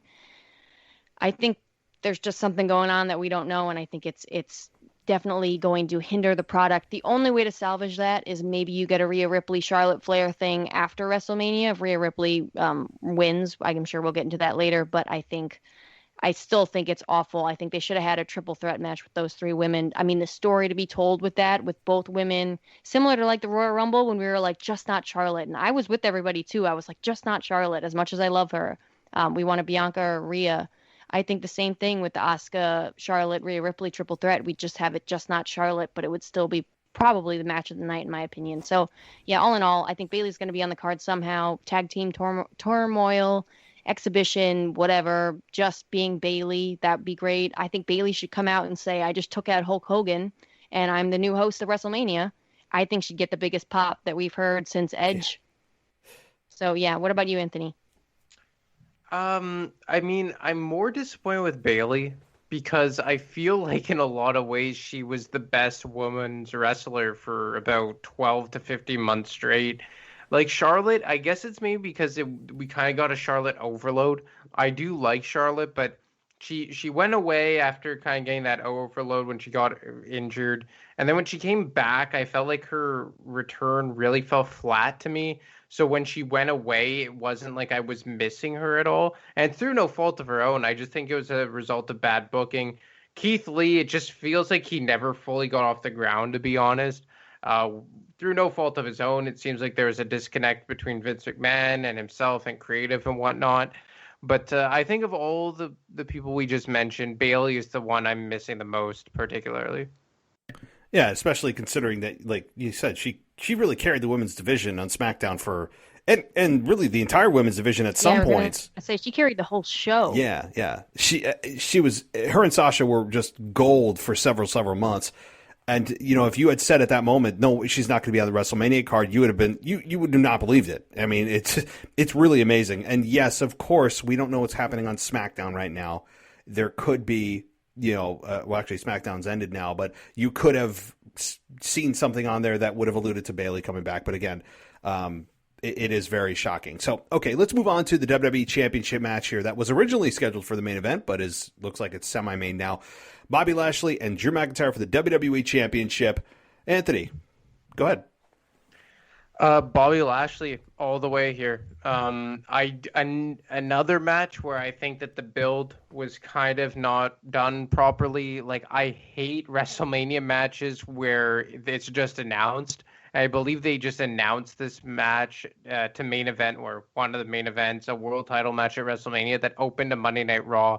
Just completely random. I feel like them breaking up the Hurt Business kind of overshadowed it. I found the timing of that very, very bizarre. Drew McIntyre starting to get a bit stale, but not quite there yet.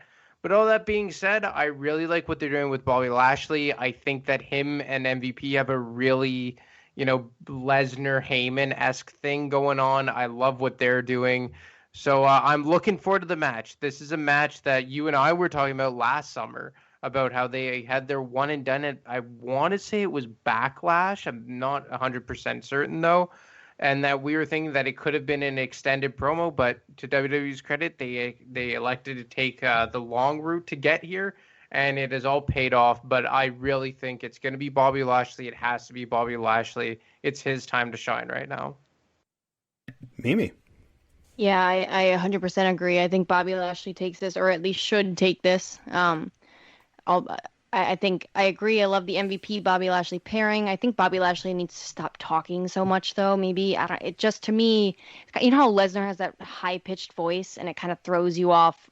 It's just being the beast or whatever. I don't know. When there's something when Bobby Lashley talks, it throws me off him being this beast of a man. So yeah, I'm with you. I think Bobby Lashley takes this, or like I said, should take this. I think the Hurt Business thing, I think people are a little bit, again, I think there's a WWE curve where, if you really remember, the Hurt Business wasn't all that great. They were baby faces for one segment, taking on Retribution, and then heels in the next. There was like a lot of bad booking with the Hurt Business, but they were definitely a glimmer of hope. Like it was almost like a trust the performers, not the process thing. Like they were still cool, even though WWE tried its absolute best to make us not think that. But yeah, I hate that too, Anthony, that they just announced the match. I think the reason they did that too was, remember, they were supposed to have tickets on sale earlier than they did. They like delayed it, and I think they didn't have a main event for night one at that point, and so they just announced the match to sell tickets, which didn't really work because they're still not sold out. So I don't know, but I think that's why they did that whole thing they don't care about storytelling, so they'd rather make sure they're making money rather than telling a story. So I think that's why they did that. I think the better thing to do would have had Sheamus versus McIntyre for number one contendership or something. But instead, you just have to beat Drew McIntyre to get into the main event. And that, I think, also makes me like him less. I don't know about you guys, but that's just entitledness and stuff like that. Like the Roman Reigns 2016 booking, like he's just superhero handicap matches. It's like John Cena at its worst. I'm rooting for Bobby Lashley all of a sudden, but I'm sure Drew McIntyre will make me root for him during the match because he's a great worker. So yeah, that's what I have to say. That's to me the most, well, one of, not the most, but one of the most interesting pieces to this, and I've said this on my show earlier this week, is how do the crowd respond to this? Because you have Bobby Lashley, who is a guy that we all have felt has been long overdue for a major championship run. At the same time, the fans never really got to embrace Drew McIntyre in person last year, while we all had to sit home and listen to the eerily quiet Performance Center, and we didn't get that moment with Drew McIntyre. Yet he's also been champion for the better part of a year. So how does the crowd react to this? Who are they in support of? They can try to frame Bobby Lashley as a heel all day long. It's not going to make a damn bit of difference when it comes to WrestleMania and the fans that really understand this business and more than I think the casual fan does that, attends a house show or even a Monday Night Raw. These are your really, really ardent fans. So I don't know what the crowd reaction is going to be. I would think it's slightly in favor of Bobby Lashley, if not strongly in favor of Bobby Lashley. Maybe a 60-40 in favor of Bobby Lashley, even though there is a case to be made for Drew McIntyre to win here because there is that long overdue embrace that is due with Drew and the fans. But is it time to pull the trigger on that a year later, and his opponent's Bobby Lashley, who's a guy that is also similarly overdue for a championship run that the fans know he's been overdue and misused and misbooked for several years? It's a very difficult decision to make, and I think the fans are going to be conflicted all night long during this match of what to do, who to cheer for. I think there's going to be dueling chants. I think you're going to hear boos for both McIntyre and Lashley and cheers for both McIntyre and Lashley. I'll be very shocked if it's heavy, like 90-10 one way or the other. Even though McIntyre's the babyface here, again, I think fans have maybe kind of worn out as Drew as champion. He's really good as champion, but it's kind of like Bobby just won it. Why are we going to play games and just to give it back to McIntyre? Yes, he'll have that moment in front of fans that maybe that's due to him, but I don't think he's going to get the reaction that he would have gotten if it was last year. And this story, it doesn't, I think, really warrant a massive pro-Drew crowd. I just don't. I think most of those fans that are going to be there are the types of fans that recognize Bobby Lashley's journey and recognize that it's paralleled to Drew's and that McIntyre had his time and let Bobby also have his moment. It's not that Bobby Lashley has been a long-standing champion. He essentially just won it, a month ago. So here's my pick. I want Bobby Lashley to win. I'll be cheering for Bobby Lashley, but I think WWE is going to go with Drew McIntyre. Yeah, I could see that going. I could see that happening too. Vince McMahon is just obsessed with the big, strong guys. So I could 100% see him going with Drew McIntyre. This company doesn't know how to book a baby face. Again, the more I see Drew McIntyre on my TV, the more I'm starting to hate him. And I would love to see him go off and do something else outside of the title picture for a little while and have Bobby Lashley get to be, the main event for a while too. And then maybe next year at WrestleMania, they come back to this, or maybe we get that triple threat with Brock Lesnar at SummerSlam. That was my next question. Do either of you believe Brock Lesnar is going to show up, F5 somebody, maybe whoever wins gets an F5 or like what? So, Anthony, let me start with you. Do you believe Brock Lesnar will show up here and or the Monday Night Raw after WrestleMania or not at all and sit in his farm in Montana? I don't think so because I think that Brock is a guy who just cannot stand traveling. And right now, traveling is not the easiest thing in the world. And I believe he actually lives in Saskatchewan a lot of the time up here in Canada. And if that's the case, getting in and out of Canada right now with COVID protocol restrictions is no easy task, to say the least. So I really am not expecting to hear from Brock until both Canada and the United States are well out of COVID. Mimi, what do you think? We'd yeah, see Brock? I don't think Brock Lesnar. No. I don't think. I think he could care less about any of this. I'd be blown away. I think Vince McMahon would have to get him a private jet and so much more, and those little expensive peanuts you get in the mini fridges at hotels. Like, I don't think it's going to happen. But before we move on from night one, I think that was everything, right? I want to ask you guys, I know I said something about it, but I'm curious. There have been a lot of, and not you two included, but very ignorant men predicting that Becky Lynch is coming back a month after she had a baby and all of that other stuff. But I don't know. She looks great. She looks like she's, and it's in Florida. I'm not saying maybe it's a one-off. I don't know. But do you guys think, I mean, she teased it. I can't imagine her doing that and not paying it off. Do you guys see Becky Lynch returning tomorrow night? Is it tomorrow night? It's tomorrow night. Tomorrow right? No, it would be because she's a Raw superstar, right? So it wouldn't be until Sunday night. Well, that's another good question too. I mean, she put night one on the Instagram. That's why I ask. I mean, I also wonder too, right? Like we've seen her. One, could it be something with Seth Rollins? And then two, we've seen her do the whole Raw thing. Besides Rhea Ripley, really, could we see her go to SmackDown and get some new matchups? So Just first, let me answer your question first about do I think Becky Lynch returns at all at WrestleMania? I would put it at a 1 in 3 chance. There have been times that wrestlers know exactly what they're doing, right? And why would she? While you could be right, why would she want to spoil her return? I mean, a return like that's a big return to do, and fans are going to easily pick up and go, "Oh, she's talking about WrestleMania. Okay, cool. We'll see you tomorrow night." I think surprises are something that is very difficult to do in today's day and age, social media, everything like that. If I was Becky Lynch and I was WWE, I would say don't put anything up, just act normal. Don't be cryptic. Don't do, nothing like that. So while she's doing those things that she knows what she's doing, why would she want to? And why would WWE be okay with her essentially spoiling it? Could they not care about the spoiling and just go, well, even though we kind of, tipped our hand and fans kind of know what we're saying, the fact is, like, we might get more subscriptions out of it, so we don't really care. More people are going to tune in to see Becky return. I actually, if I was going to put money on it, I would say no. I don't think we see Becky Lynch because I think she's just messing with fans. I mean, she had her baby, in December? So that's, 4 months ago that she had her baby. And, look, everyone's can do what they want. Everyone's grown adults. And when you have a kid, things change. I know this, but I don't know. I mean, does she want to pursue motherhood? Does she want to just be a full-time mom? I mean, when she goes back traveling, because while COVID is still around, it's not going to be around forever. And eventually WWE is going to travel as they did. I mean, on a 4 nights, 5 nights a week, you're going to be on the road traveling. And does she want to go back to that life? Or maybe she does want to be just a full-time mom. That's her decision. I would like to see Becky Lynch. I'm ready for a jolt of energy in the women's division. I don't think so, but I would certainly not put it past WWE to bring her back. What do you think, Anthony? I'm not sure.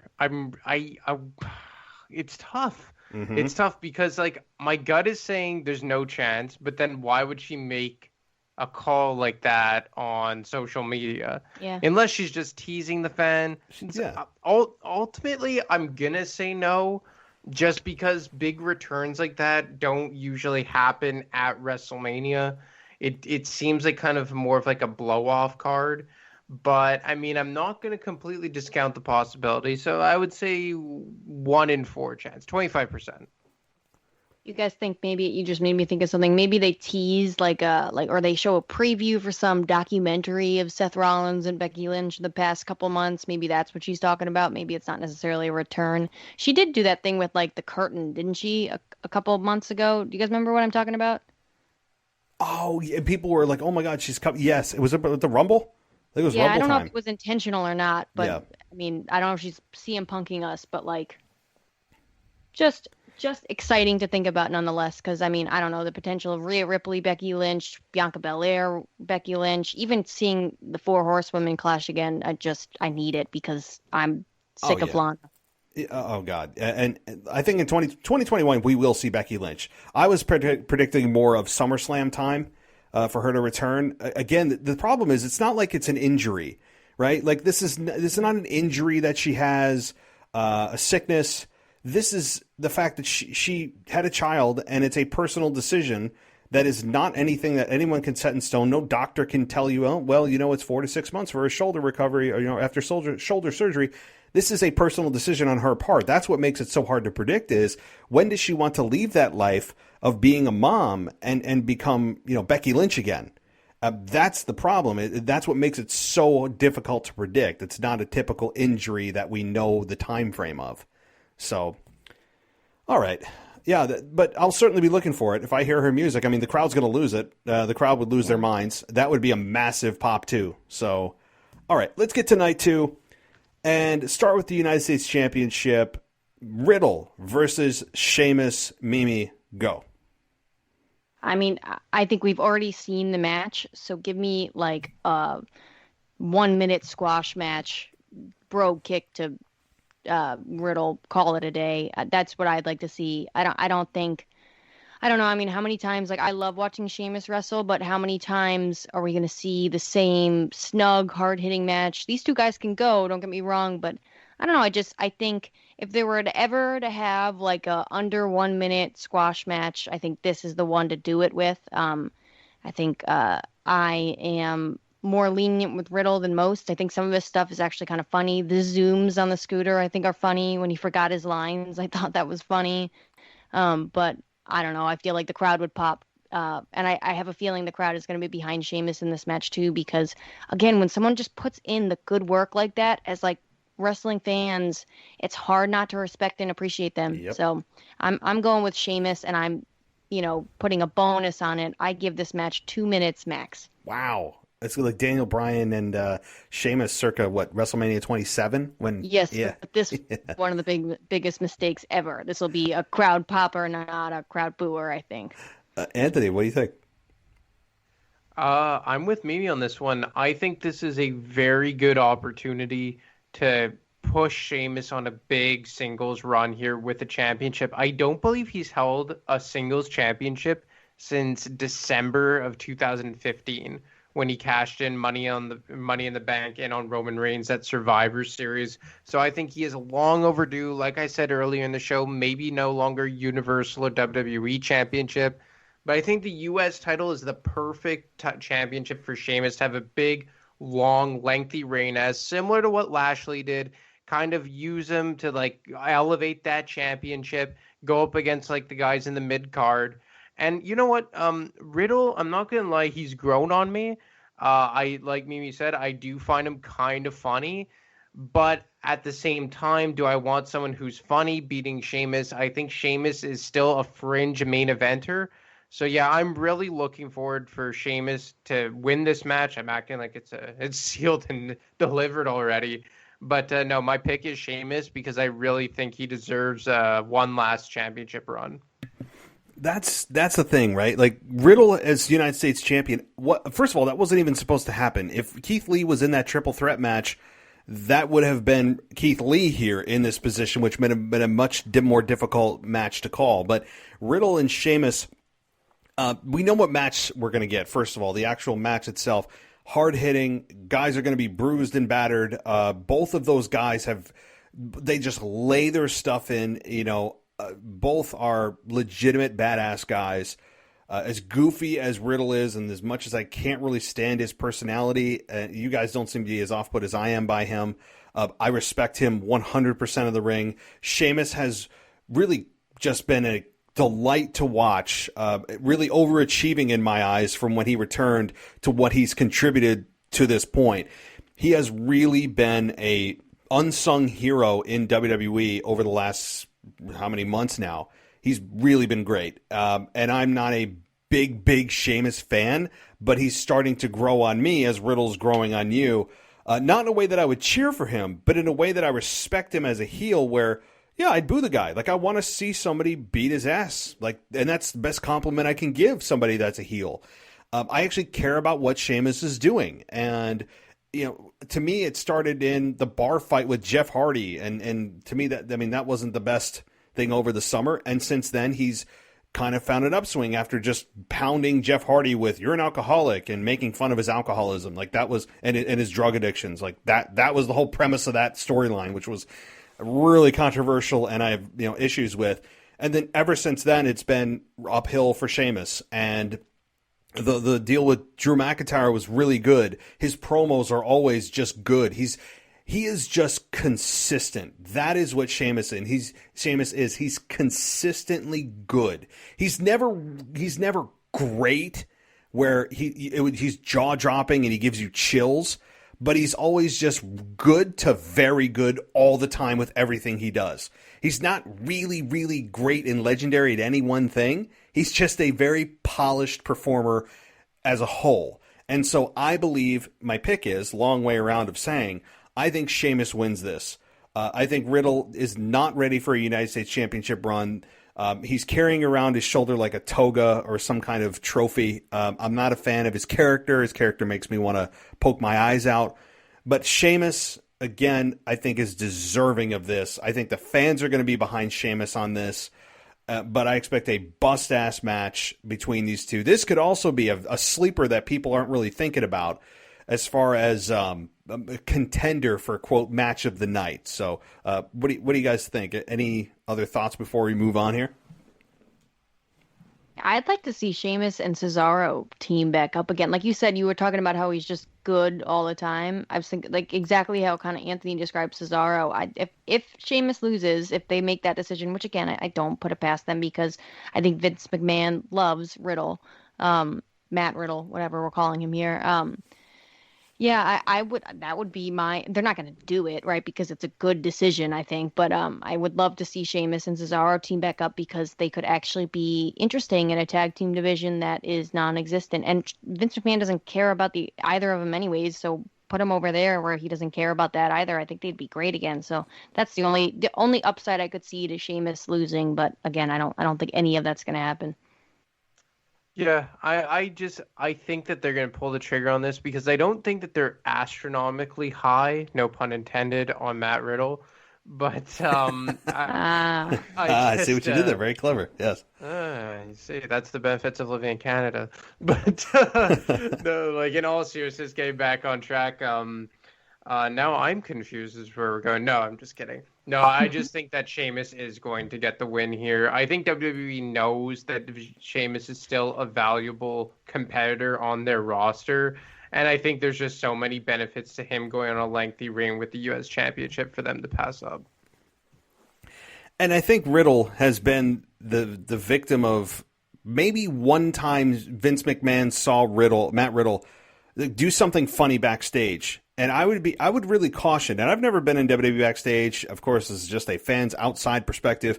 But it seems when Vince McMahon sees any kind of comedy in anyone that he goes, oh, you're a comedy guy now, pal.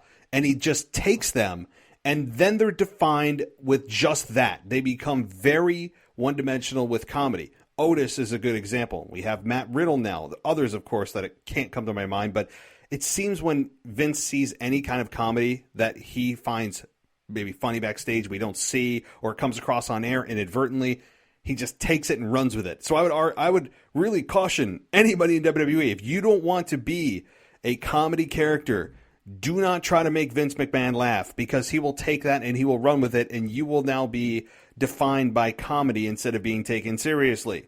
So it just seems that way. I may be completely wrong, but it just seems that that's the case. So, okay, let's get to something, I guess, more serious, although there's a kind of a weird element to this. Kevin Owens versus Sami Zayn with Logan Paul. Now, I don't know if you guys are familiar with Logan Paul. I actually knew who he was. I don't watch his YouTube videos. I know about him. I know his brother, Jake Paul. I know Logan Paul obviously is into boxing, and he's really athletic, and I used to watch him on Vine before there was TikTok. I know who the guy is. I mean, he's a very, very well-known social media personality, so I know who he is. I think he is less arrogant, at least on screen, than Bad Bunny. I mean, I would choose Logan Paul all day over Bad Bunny, but here's another example of bringing in a celebrity that you can almost guarantee is going to not take a bump. And I think so I'll give my prediction first, and then I'll toss it to Mimi after this. We know this match is going to be really good on paper. We've seen these two face one another a lot, especially if you watch NXT. They had a big program in NXT.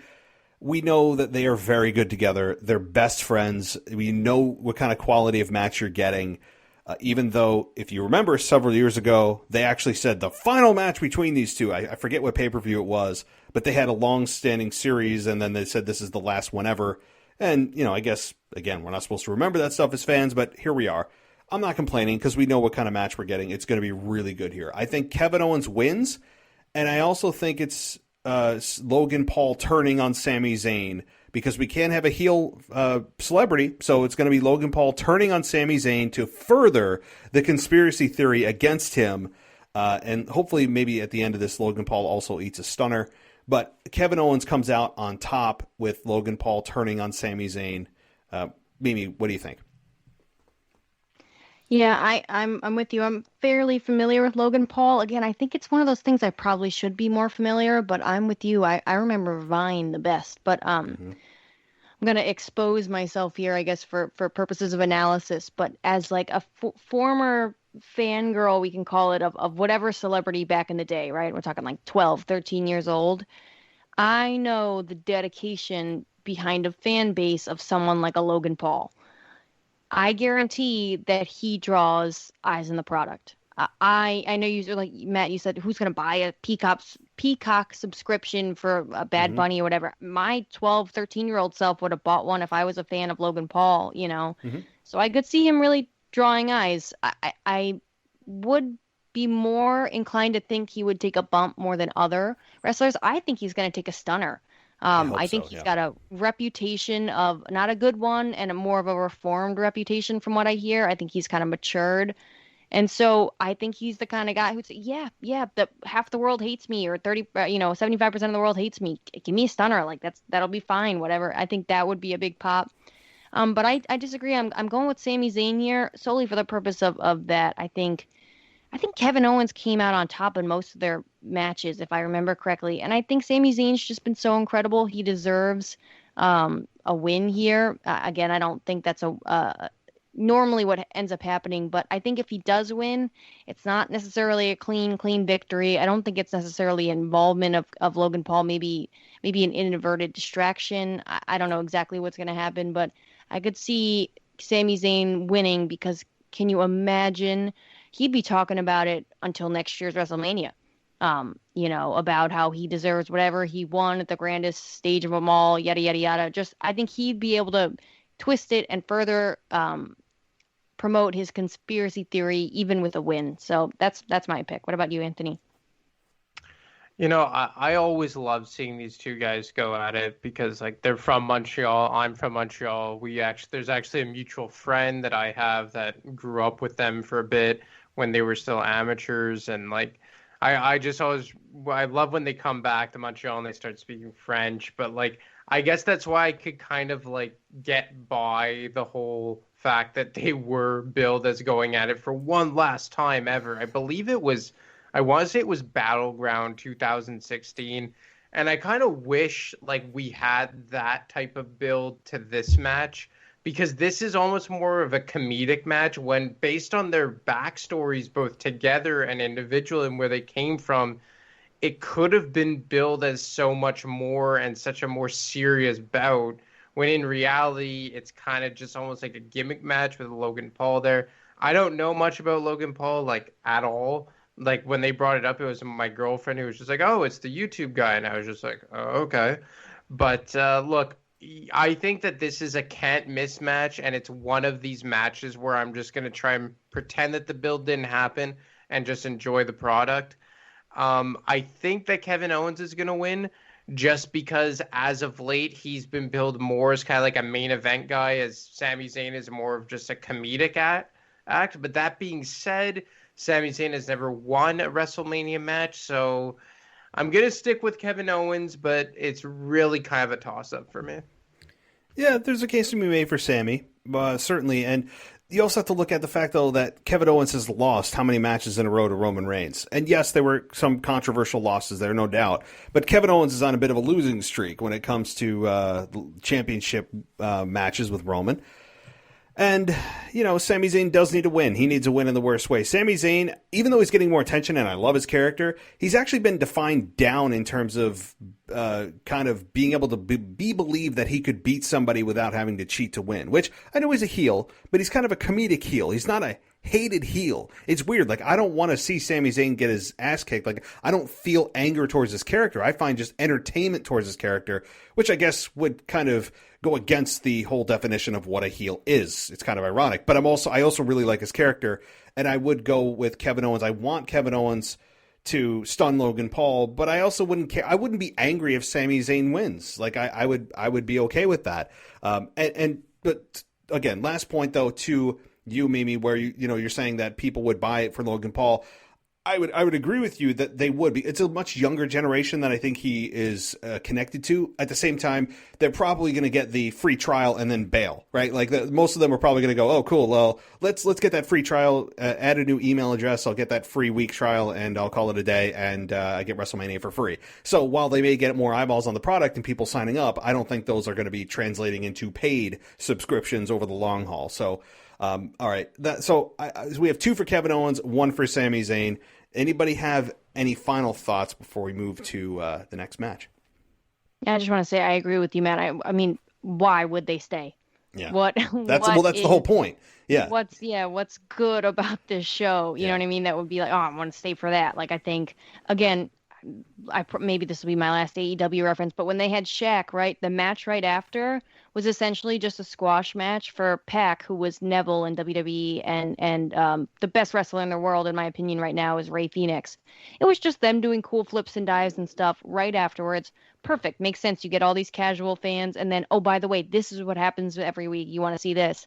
You have, this go on, and then maybe, I don't know, whatever is next, the women's tag team championship match or whatever.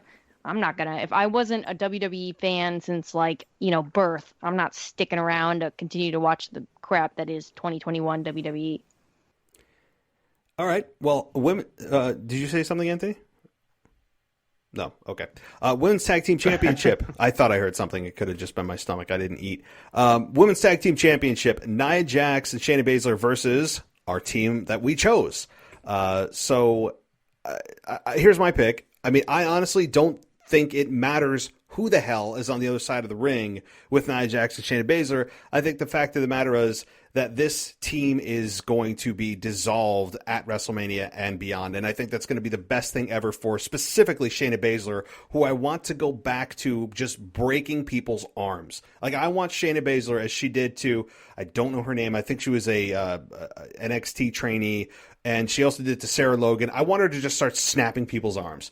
I loved that version of Shayna Baszler. Now, she can't do that every week. She won't have anyone to wrestle. But I want her mission to be to just hurt people, to try to injure people. I loved that Shayna. And then she found Nia. And it hasn't been the worst thing ever. But it's time for these two to separate. And that means, again, to my point, I think Nia Jax, Shayna Baszler, whoever's on the opposing side, they're dropping the belts to that said team. So in this case, and who my pick is, I think that the Riot Squad not only win the number one contendership to face Nia Jax and Shayna, but they also win it. Anthony, what do you think about that? Do you think there's any chance that Nia Jax and Shayna Baszler retain? I don't think so. I think you have to break them up because, like you said, especially now that Charlotte's been out and Bayley's kind of missing in action, and Becky Lynch has been gone for a year. Lacey Evans is gone, although she's not in the same class as the other ones I just mentioned. I think you kind of need Shayna Baszler back in the women's division as a single star. So my pick was Lana and Naomi, and I think they will win the tag team championships. And you know what? I've liked Shayna Baszler and Nia Jax for the most part. I think that they were the first team that really legitimized the division. They felt like an actual dominant tag team. I felt that the tag team titles have always been relevant on them. So that's the only thing that I am kind of bummed when they will break them up, which I assume is on the horizon here.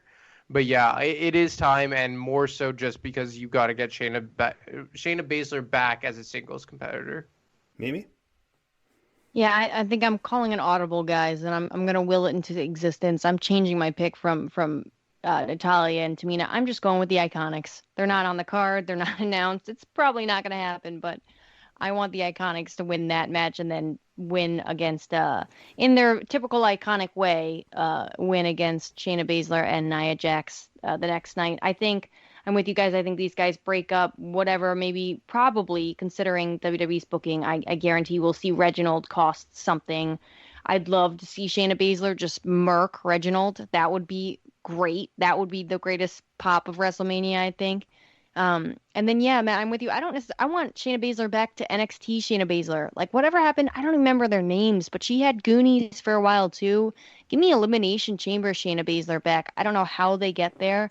I assume she's got to go away for a while and then come back and, rediscover that fire. It's not her fault whatsoever, but She's out there calling herself the most dominant, or they're the most dominant team, when 5 minutes ago she got pinned by Naomi in less than 2 minutes in a match, and then rolled up by Natalia the next week.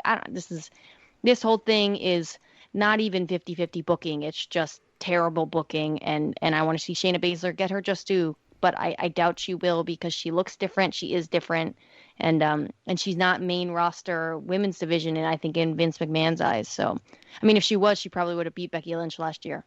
But yeah, I'm calling the Iconics, I guess, to sum that all up. I hope you're right. God, I love the Iconics. I really was. It was probably based on everything I've heard from most fans. I mean, everyone's just like, why did they break them up again? I mean, yes, Billy Kay's been somewhat entertaining, but you have the other side of it, and no, not Billy Kay, but Peyton Royce. I couldn't think of her name. She has been going to just team to trying to find a partner. I'm like, well, she had one. Why are we trying to put her back in a tag team? It's been the most backwards way to break up a team for really no purpose, no net gain. It's been bizarre.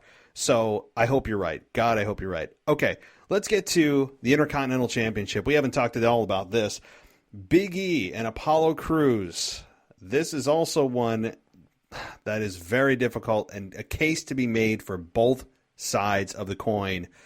But I'm going to flip it back to you, Mimi. Who wins this match?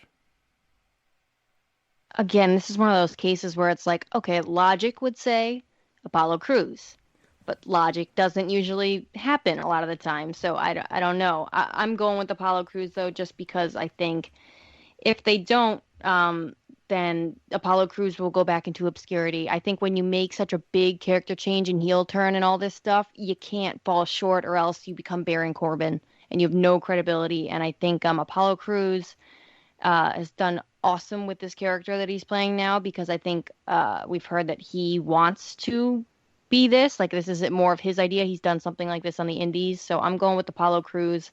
I'm more curious to hear what you guys think. What the heck is a Nigerian drum match? Something like that. All I can think about is a really awesome entrance for Apollo Crews, and someone's head is going through like a snare drum. That's it. But I'm going with Apollo Crews. Anthony, what do you think? And what the hell is a Nigerian drum? Like, what is that? I've never heard of that stipulation. I know. I'm glad you brought it up, but I just don't know what it is. I don't even I heard him say that. I'm just like, no, I must have misheard. And then literally the graphic comes up and it's just like Nigerian drum fight. I'm just like, okay. I don't know if it's just gonna be like you can only hit the other guy with bongos or bass drums. I don't know what it's gonna be. But all joking aside, I mean, this is one of the few matches where the build has been excellent, I think. I think that Apollo Crews has knocked it out of the park, and he's completely made me not care that he just adopted an accent out of nowhere. It's made him very relevant. I think his entrance is cool. I'm scared that they're going to give Big E the win, because I think they still do view Big E as the bigger star in the long term, and I don't believe Big E has ever had a single victory at a WrestleMania.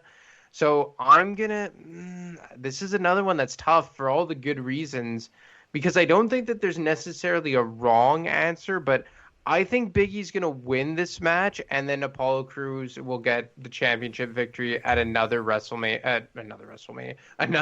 down the line. But for this match, I'm going with Big E. My heart and my brain are now also conflicted on this one. This is, out of the entire WrestleMania 37 card, this is, to me, the hardest one to predict. Because there's such a good case to be made for both. And it comes down to what's the right thing versus what do we want. And what do I want? I want Apollo Crews to win this. I mean, to me, it's not even a thought. Like, I would have Apollo Crews win this flat out, hands down, no problem. But WWE, as you said, Anthony, probably views Big E as a, quote, bigger asset moving forward. Maybe. I mean, Apollo Crews, the thing is, Apollo Crews, as much as, I mean, I love his character, I think he's been a really an excellent transition into his new character. He immediately made you care about his character in really one segment doing what he did, changing his character, than he has done in like 6 years of being the smiling, athletic guy that is great in the ring. I mean, he made you care instantly after all the 6 years of really obscurity. And now you have Big E, though, who has had the Intercontinental Championship for a significant amount of time, and he has not yet had a big win on a big stage yet. And do they want to have Big E get that win? Or do they want Apollo Crews to take the championship after Big E's had it for, again, a significant amount of time and crown him the new Intercontinental Champion via, some kind of hook or crook? Damn, this is tough. I'm going to go with what I want, which is probably not right, but I'll do it anyway. I'm going to go with Apollo Crews winning this. And the reason is that I think that Big E has been champion long enough that people are looking at him as a guy that could possibly go to the next level, right? I mean, look what happened with Lashley losing the United States Championship and then immediately getting interjected into the WWE Championship. So just because he loses doesn't mean that it's a downgrade. It could actually mean an upgrade. It could be actually addition by subtraction, taking the belt off him so that it relieves his duties as Intercontinental Champion and he can move up to that next level of the Universal Championship in his case. And we'll get there. So I'm looking forward to this match. I don't know why there needs to be this stipulation of a Nigerian drum. I'm thinking of the Symphony of Destruction matches that WWE has at times. And I hope it's not done hokey. Like you said, maybe it's just an entrance. I hope he has like a full Nigerian sponsored entrance, whatever that may be or look like. I think that could be awesome, coming out and wearing like garments and wearing like family tribunes and wearing like all these things that are native to Nigeria and to his family. Like I could see Apollo Crews coming out in just the most arrogant way, flashing all of these things from his family and all the things he's proud of. That would be awesome. I would love that. I think his entrance is going to be really fun to watch while Big E stands there and, I don't know, takes his weightlifting chalk and claps his hands and, goes down to the ring. I hope Apollo Crews wins. Any thoughts? No, I think it's going to be hokey. Probably. Oh, yeah. I don't know. The match quality, too, I think is going to be hopefully better than their last kind of like really botchamania. It was not good with their last match, so I think they'll clean things up this time around. All right, let's move on here. And let's see. Oh, boy. Okay, we're getting serious now into the final three matches. The Fiend, Bray Wyatt versus Randy Orton in a straight-up match, it looks like, which to me was the weirdest part about this. And maybe there was nowhere to go, and WWE recognized that there's not another level above an Inferno match outside of like a Hell in a Cell on Fire match. I mean, once you start combining stipulations maybe, but they just went with The Fiend versus Randy Orton. They didn't put a stipulation on it. I thought they should have at least done just no DQ. Keep it no DQ, because then you can do anything under the no DQ umbrella, right? If you just keep it a straight up wrestling match, which is how it's presented right now, number one, that doesn't make sense because The Fiend can't be beat. If he can't be beat by being burned alive, I don't think there's a wrestling move in this world that could beat him. His whole character is about being no selling. His whole character is about no selling, which reaches a point of, I mean, as much as we all love The Fiend, and I love his new burned skin look, we all agree on that. I hope his costume doesn't fall off in the middle of it. I hope it's, wrestling ready.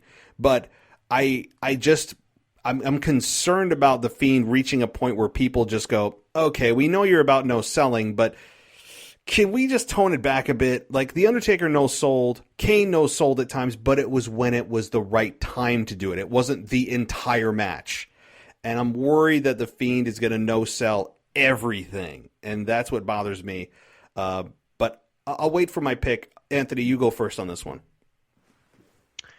I actually kind of think this may be a squash match for The Fiend. That's not what I want to see, but I think they've almost booked themselves into a corner here where how could we expect this to be like a toe-to-toe bout between the two when one of them literally can't be killed via being set on fire?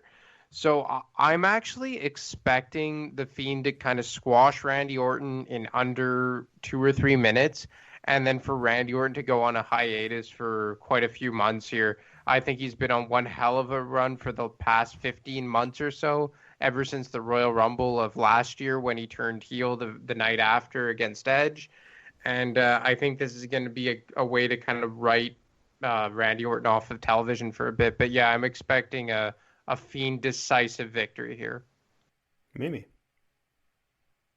I think that this match is going to be an exact replica of WrestleMania 33. I'm talking about projection of the worms and all.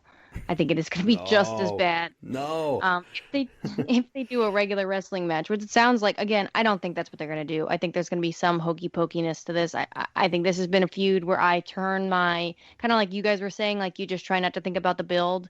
I just try not to think about anything with this and enjoy it for what it is. And it's not pro wrestling, but whatever. Who's to say what that is, I guess now. So yeah, I have no idea how this is going to go. I have a feeling it goes cinematic, and I think the only way that they can do that is to do a thing where they go cinematic, or maybe they do partially in person, partially cinematic, kind of like what John Cena did, where he came out and did his whole entrance and then went back, and they set up the ring for the steel cage match or something in the meanwhile, so at least you have an excuse. And yeah, I mean, give me a Firefly Funhouse match. I know, like I went back and watched the John Cena one again, and it's not a match. Let's make that clear. It's a production, but the man murdered the other man with fire. Like we're not at like a wrestling, like what's Randy Orton going to do? Like the deadly stomp or the backbreaker? I don't. I'm with Anthony though. I think it's some kind of Firefly Funhouse match.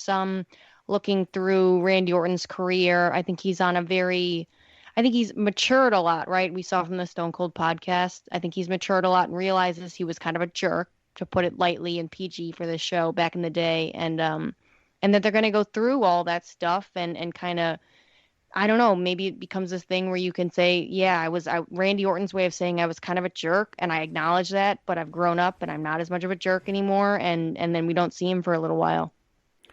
That's probably the case, especially we had Alexa Bliss come out and say that the Legend Killer will die at WrestleMania. Like it's almost never that you hear about death, like somebody threatening to kill somebody else. That's just a place you never go. You don't go there because you know you can't deliver on it, and it's a PG product. You just don't go there. You can't say you're gonna kill your opponent. But I'm thinking metaphorically that's what Alexa Bliss meant, that the character of the Legend Killer, that part of Randy, will die. So not necessarily that the Fiend's going to actually kill him. I mean, I guess that's how you explain it. But when she said that, I'm like, wow, you just don't say that. I mean, like that was just very striking to me. As far as the match goes, look, we all believe Bray Wyatt's going to win. Bray Wyatt wins, running away. There's not even a second thought that Bray Wyatt wins this. You talk about a slam dunk. This is probably the biggest slam dunk of the entire card, that Bray Wyatt wins. It's about the journey, though, here. And I'm concerned, though, for the fans. I feel for the fans if they do any cinematic component to this, because the fans aren't spending thousands of dollars, taking time off work, everything they got to deal with, the stress, the protocols, all the restrictions in the arena, to sit there and go, wow, I could have effing been in my couch sitting here watching this. Why am I here watching this screen when I could be on my couch? So if they do a cinematic element to this, it better be brief and it better be meaningful, or the crowd is going to lose their minds, and rightfully so, if they do any cinematic element to this beyond like 5% of the match. So I don't even know what this is going to be, but it does have to be some kind of hocus pocus. A lot of no selling from the Fiend, but ultimately he does something that we're going to be maybe jaw dropped about. That Randy Orton looks like he may have actually been killed. Maybe he gets set on fire. Maybe he drags him down to hell. I don't know. But the Fiend wins this going away, and if it's a squash, I hope not for Randy Orton's sake, given all the good he's done. But I understand it for the Fiend and his return and all the build that's been done to this. So the Fiend wins, no question about it. Any wrap up for that? I was going to ask you guys, do you think they have any you said the Legend Killer will die. Do you think they have some kind of appearances, whether it's, again, pre-tape cinematic stuff or in person of any legends, or talking like Mick Foley, anybody like that's synonymous with the Legend Killer gimmick? I would not be shocked if it's something along the lines of what we saw with Cena last year. Because, like, honestly, like, it wasn't a match. I don't even know what you could classify that was, but the psychology behind it was brilliant. It really was brilliantly scripted out. Again, wasn't a wrestling match, but it really kind of made you think. And I found it cool because WWE kind of acknowledged what we were all thinking. So they were just like, look, we get it. So we'll kind of throw you a bone by acknowledging it. So if they did something similar with Orton, I guess it would make sense. It's just I can't get behind that kind of match or that kind of presentation, however you want to phrase it. But no, I wouldn't put it past WWE at all. Yeah, I wouldn't either. I just, I feel like, and I hope that when COVID goes away, cinematic goes away. I think that WWE has been able to play God with the reactions, play God with how they want to present matches, and do what they've always wanted to do, and not be a wrestling company, but be an entertainment company and produce cinematic spectacles that are not wrestling. They're like movies. I mean, that's essentially what they've done and been able to do over the last year, although as of late they haven't done a ton of it. So, all right. Well, let's see how many. I think we only have 2 left, I believe. And yeah, so 2 left. Raw Women's Championship. Asuka versus Rhea Ripley. Mimi, who wins this? I feel so bad for Asuka in this, but I have to say Rhea Ripley, I think, again, of no fault of Asuka's own, all booking's fault. Because again, if you've seen Asuka in NXT, you know what a beast she is. But I think Rhea Ripley wins, and it's more of a, hopefully, the significance of it is that we're gonna retry with this women's division, especially on Raw. And you got all these new matchups, hopefully, with Rhea Ripley. I think she's incredible. I thought she was incredible last year. I think she should have gone over Charlotte Flair last year. But yeah, I'm gonna go with Rhea Ripley on this one. And again, I feel for Asuka. I worry for what's next for Asuka. I have a feeling she probably sinks into the tag team division, and maybe they put her with someone, Io Shirai, because that's what WWE does, or whoever. But yeah, I think this would be. I don't want to call it a big mistake to have Asuka go over, but you can't have Rhea lose these 2 matches in a row at WrestleMania that, you've got she's supposedly the up-and-comer, and she gets beat twice on the grandest stage of them all. I just think that's a no-no. Anthony? I think it's the easiest match on the card to predict, to be quite honest, for all the reasons that Mimi just laid out. Like, again, I feel bad for Asuka, but she's just kind of become the face of one of the most bland runs in the women's division for a long time on Monday Night Raw. And she's at the forefront of that. It's not her fault, but I mean, I do think the character, like, there's only so much you can do with it because of the language barrier. And when she kind of just starts screaming and jumping around, like, it goes from comedic to annoying real quick, at least from my point of view. And it's just gotten a bit stale. And then you have Rhea Ripley come out, a fresh face, clearly one of the future stars of that division, along with Bianca Belair, in my opinion. I think it's just a slam dunk for Rhea Ripley to win. Again, another instance where I'm going to take away the fact that Rhea Ripley literally just walked to the ring and her first night on the main roster declared herself the #1 contender. Never understood that. Really bothers me. It was kind of like last year, the night after Goldberg beat Bray Wyatt for the Universal Championship, and he just like turned and like faced the entrance, and like Roman Reigns' music hit, and it was just decided right there and then that they were facing each other for the Universal Championship. It felt very much like that when Rhea Ripley just showed up on Raw. But aside from that, I'm looking forward to it, and I think Rhea Ripley has this in the bag. Yep. So, okay, first of all, yes. So we're 3 for 3. Anybody that chooses Asuka is just trying to go against the grain to try to be different. I mean, there's there's really no good logic behind Asuka retaining. I really don't believe there is. Like you said, you talk about a bland, forgettable run, and we're saying that about Asuka. I mean, and really, I can't fault Asuka. Look, she had her teeth knocked out, one of her tooth knocked out by Shayna Baszler. Kicked her right in the face. We all saw the replay. How many times her tooth, got like knocked out of her head. That was rough, and it took her 3 weeks to recover, dental surgery, all that. We understand that, and I get that. At the same time, there's no excuse for how many months, 5-6 months, WWE did not put the Raw Women's Championship up for defense on a pay-per-view. Like, that's inexcusable by WWE. There's no good reason for it. I've said it before. I'll say it again. Even if they said to me, there's no opponents for her. I mean, who's she going to face? That's not the point. The point is not to look around and go, who is credible? The point is to who can we bring up?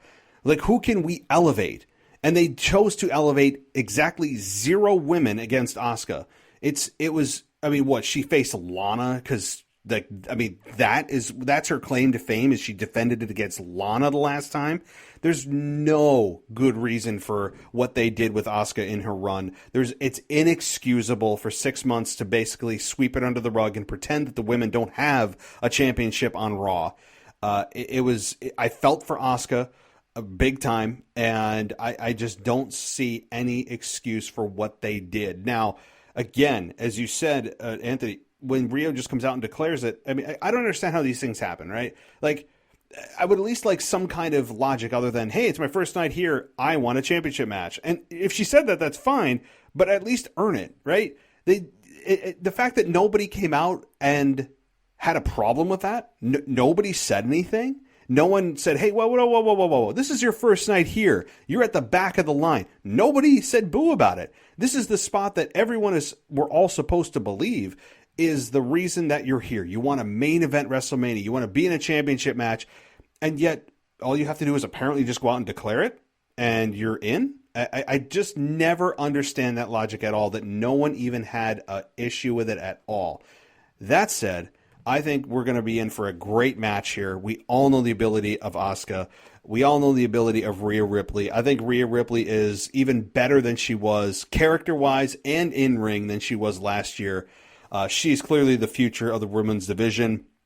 And if they don't have Rhea Ripley win here, I think you're going to have, half a riot on your hands in the stadium, and really on Twitter. Twitter's going to explode. I mean, Twitter would melt down. And it would be, it'd be fun to watch. But it'd be also maddening of WWE's logic here. They really don't have a choice here, but I think give it to Rhea Ripley. Yes, they're trying to position her as a heel. I know that she attacked Asuka this past week on Monday Night Raw, but I don't want to hear it. There's nothing they could do that's going to get Rhea Ripley hated in front of the live audience tomorrow night, or Sunday night rather, as she's on night 2. So this is a match I'm looking forward to. Rhea Ripley wins the championship, and the fans are going to be 100% behind this. They can try to position Asuka all day as the babyface. It's not going to happen. Rhea Ripley wins. Any follow-up? Yeah, I 100% agree with that. I think Anthony pointed it out too. This makes the Royal Rumble mean nothing, no? Because the runner-up, Rhea Ripley lost the Royal Rumble, yet she's still getting a title shot at WrestleMania. I think it's it shows the problem of so many things, too many titles, right? Like you said, there's absolutely no build to this match. Again, this was supposed to be Lacey Evans versus Charlotte Flair, so I'll take it any day of the week. But like you said, Matt, nobody said anything. The only person who said anything was Shayna Baszler and Nia Jax a week or two later, and that didn't even lead to a number one contendership, anything.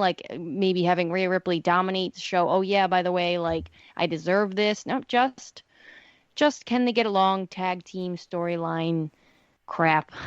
Mm-hmm. Could I throw one thing in about the Royal Rumble thing that you just pointed out? About the runner-ups just getting main event matches anyway? WWE actually has a history of doing that. Look back at 2005. Batista wins the Royal Rumble. The runner-up is Cena. Cena main events the SmackDown card. And then the very next year, 2006, Mysterio wins the Royal Rumble, and he eliminates Orton and Triple H last. Orton went into the same match with Mysterio to main event the SmackDown side of things with Kurt Angle, and Triple H main evented the show in total with John Cena.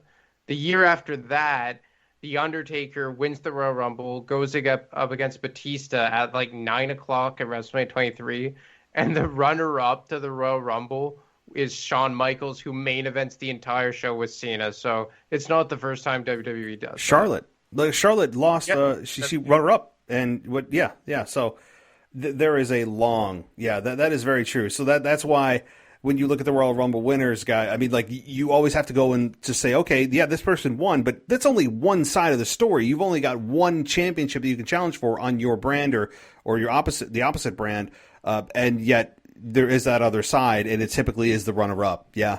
Yep. And no women's elimination chamber match this year either.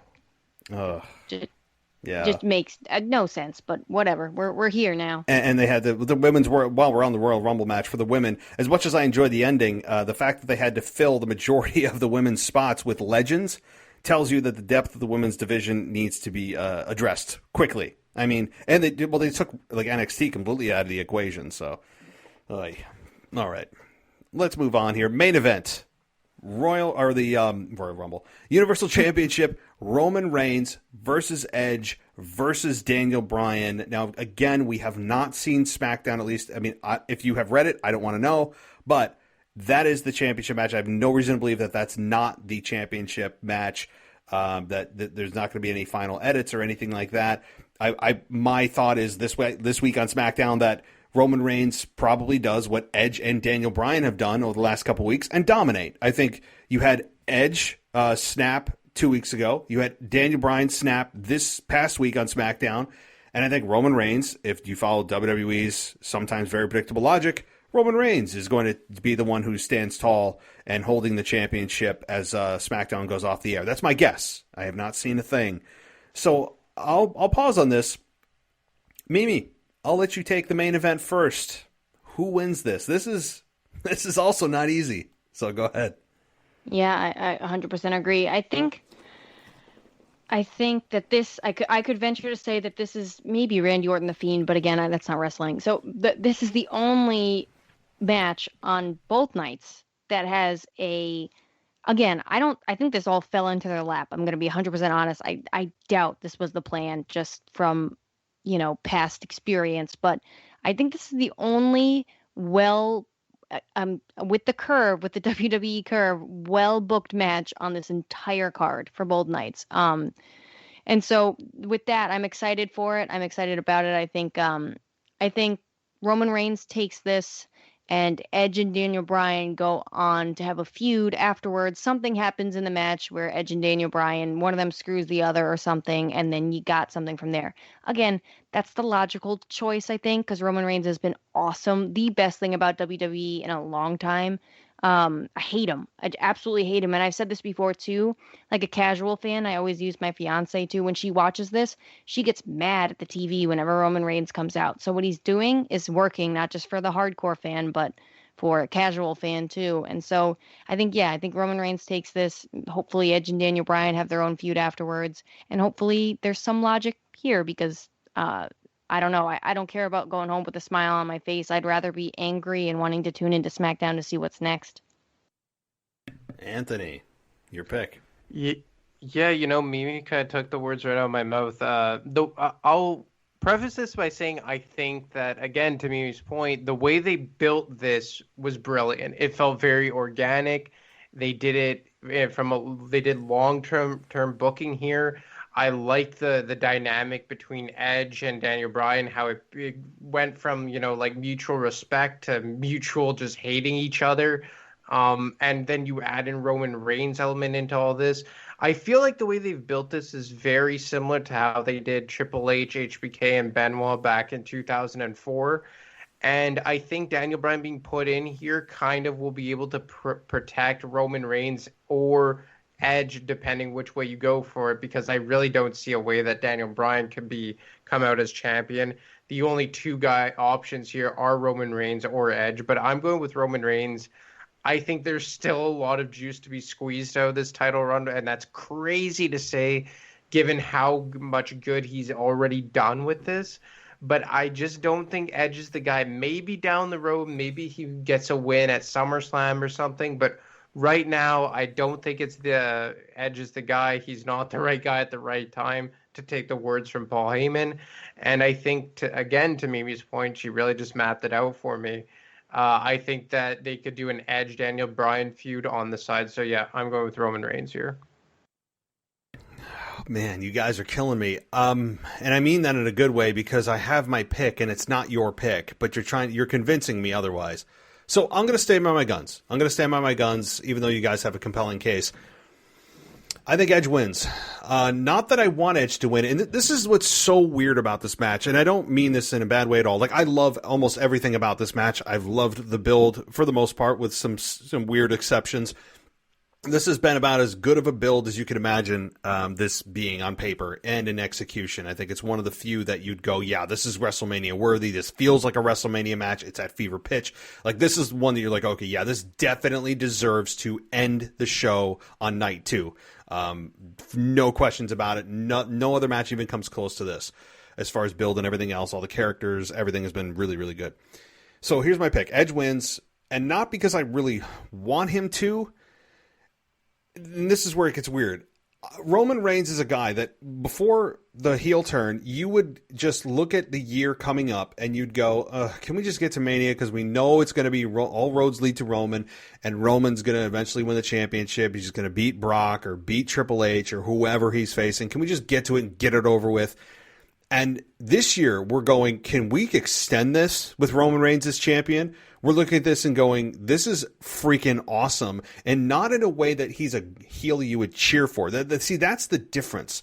Like, there's so many people that are, quote, heels that are just cast as heels that are not really heels. Like, you might cheer for them at an event, or you do a sing-along with their character, or you like their entrance music, or whatever. Roman Reigns is genuinely disliked as a heel, and he is a old school heel. He's a heel that comes along once every 10 or 15 years. That's how rare a heel like Roman Reigns is right now. We all knew he could be good. Maybe not even some of us knew he could be this good. But think about this. Again, all these championship runs Roman Reigns has had, and yet we are hoping that Roman Reigns retains because it's been so damn good. And this is against a returning Edge that we all lost our minds for at last year's Royal Rumble. We're rooting against that Edge, a guy that is really good on promos, that has done a very good job getting himself back into shape. And Daniel Bryan, one of the most beloved superstars of all time, extremely likable, really good in the ring, and we're still cheering. We want Roman Reigns to win. But this is the problem that I have, and that's why, again, I want Roman to win. But I think WWE values the smile, going home, not leaving people angry with Edge winning. That's what and they have that nice, I think it's been, exactly 10 years since Edge had to relinquish the championship because of an injury. They like those documentary type of headlines of redemption and the redemption story of Edge, and the fact that he came back after 10 years to the day and he regained what he never lost, right? That's what I think they're going to give, quote, and really pun intended, I guess, the edge to their decision is that whole documentary that they could put together, and the feel good, and the Vince putting a smile in your face at the end of the night, because this is closing the night. Let's not make any mistake about it. I think Daniel's here to take the fall. I think he was inserted here to take the fall one way or the other. And I think Edge does pin Daniel Bryan to win the championship. And it also protects Roman Reigns, because Roman Reigns is not involved in the decision. He can claim that forever. He lost and was never involved. And Roman, with all his quiet anger, can you imagine your thought that what is he going to do on SmackDown? He doesn't have the championship. He's going to lose his... I want to see the angry heel Roman Reigns lose his mind. I mean, there is a case to be made there. However, your case, if I was booking this, Roman Reigns would win. I'm thinking in WWE logic. I'm thinking what they're thinking of, and I think that feel-good story of Edge probably trumps the Roman Reigns run, and Daniel Bryan could be the one to save the face for Roman because he's not involved in the decision, so it doesn't hurt him one bit. So, what are your thoughts, guys? Yeah, it really is a toss-up between Roman Reigns and Edge. And for all the reasons you outlined, I could just as easily pick Edge. And it probably is the more, I guess, not realistic or more possible. I think that's the better terminology. Because if you are thinking in WWE land, that is what they're going to do. And again, they kind of did it with Chris Benoit all the way back. And I really see a lot of parallels between these two storylines.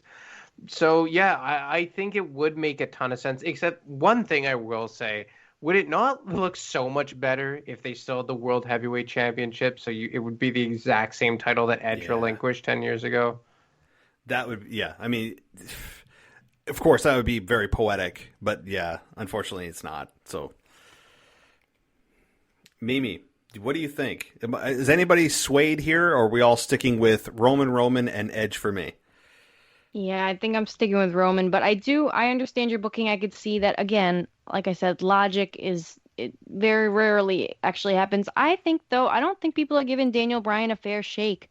I think, like you said, Vince McMahon likes to send people home, with smiles on faces. And so we might feel like the Yes Movement is in 2014, but who knows? I love Anthony's Chris Benoit comparison. I think that's a perfect way to look at this too. So there's that. And then, like you said, the whole Edge thing, I talked about it with Apollo Crews. He's kind of in this tweener part. Can we see, Edge making a character change and then them not following up with it?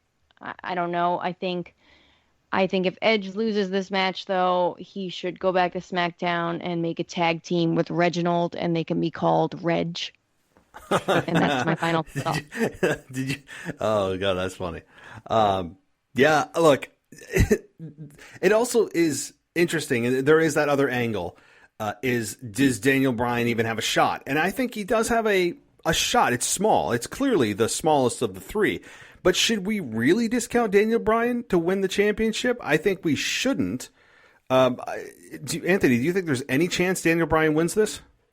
0%. Zero. Wow. Okay. I really, because I think that if fans were around, he would very evidently be the third wheel.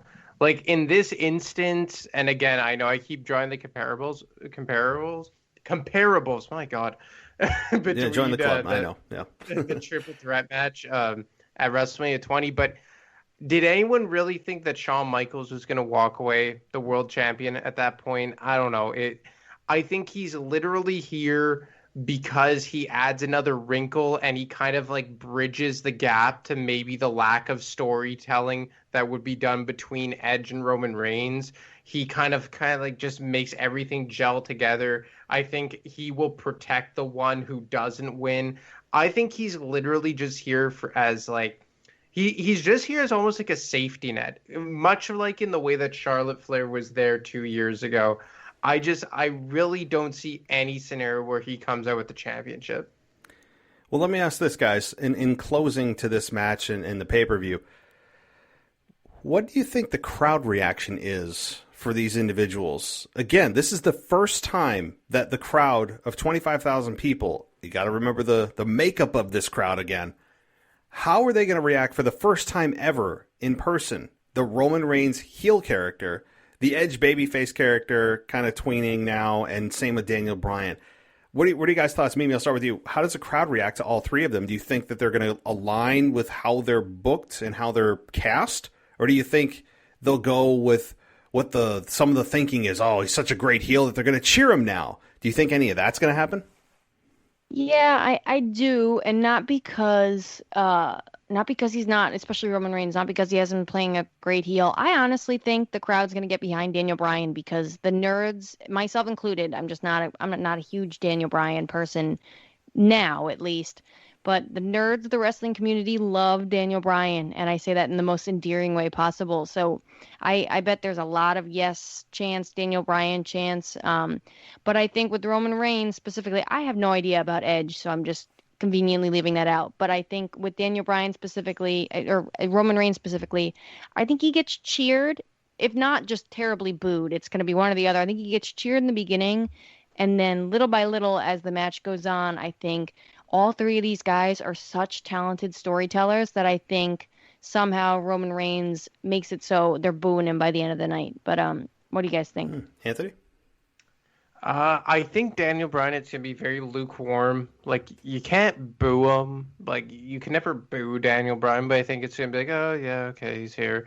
I think Edge, they'll go ballistic because I still think people haven't fully scratched that itch of going ballistic for Edge upon his return because of when COVID hit. And Roman Reigns, I think they're going to give WWE the reaction they want. I think people have been wanting to boo this guy for almost a decade now, and they're just going to rain them down on Roman Reigns when he finally comes out, because now it's the perfect storm. He's supposed to be booed. He will get booed. He plays the heel role perfectly. I think aside from the fact that I'm expecting somewhat of a lukewarm reaction for Daniel Bryan, I think WWE is going to get what they want. I hope so. I hope the fans are smart enough to realize that if they cheer him because he's doing such a good job as a heel, that's going to de-incentivize WWE from trying to turn anyone heel again that we want as a heel. Because then we just keep playing games, and I hope that that's not the case. We need to respect their decision to finally turn Roman heel and recognize that he's doing such a good job that we're not going to cheer him as irony, that we're actually we're gonna give that character the desired reaction because it's deserving of that desired reaction. So I hope that people aren't trying to be rebellious just to be rebellious and be cool, which I hope that they won't. I don't believe they will, and they'll give Roman the desired reaction. So, all right, well, guys, this has been awesome. I want to just toss it to Anthony first. If there's any other closing arguments, I feel like we're in like a trial. Is there any other closing comments or questions or anything that you want to talk about before we close things out? No, I'll just say that, kind of echo what I said to start the show, is that the builds may not have been good to a lot of these matches, or the vast majority of these matches, but I still think, given the talent on the card and some of the matches here, that it will ultimately be a better show than most may be expecting. Mimi. Yeah, I think I agree with Anthony there. I want to make it clear, as excited as we can be about WrestleMania, I don't know about you guys. I'm more excited, I think, just for the spectacle of it all. I think this has been super lazy booking. I think most of this has been last minute. I think this could have been way better than it's going to be, just like, again, because it's not necessarily always about the wrestling. It's about the anticipation of the actual matches. And I feel like we've seen half the matches already, or some version of them. But yeah, I mean, the wrestlers, especially in WWE, the most talented wrestlers in the world, they always pull off, like, usually Raw and SmackDown stink, but the pay-per-views are usually pretty great. And so I have a feeling this is going to be no exception. When you have such talented wrestlers, it's you get away with terrible storytelling. So I'm excited for this. I know I'm going to have a good time watching it, and I'm sure we're going to have a whole lot to talk about afterwards. But I want to thank you, Matt. This has been awesome. I'm really, really love doing the show with both of you guys tonight. Yeah, absolutely. And this has been really good. And I'm more excited about WrestleMania now than I was going into the conversation, as maybe agreed. You guys feel the same. And I will say the one good thing to these two guys, we don't have to hear at the beginning of WrestleMania that it's award-winning and critically acclaimed. So we can at least two nights not have to hear that at the beginning of a show.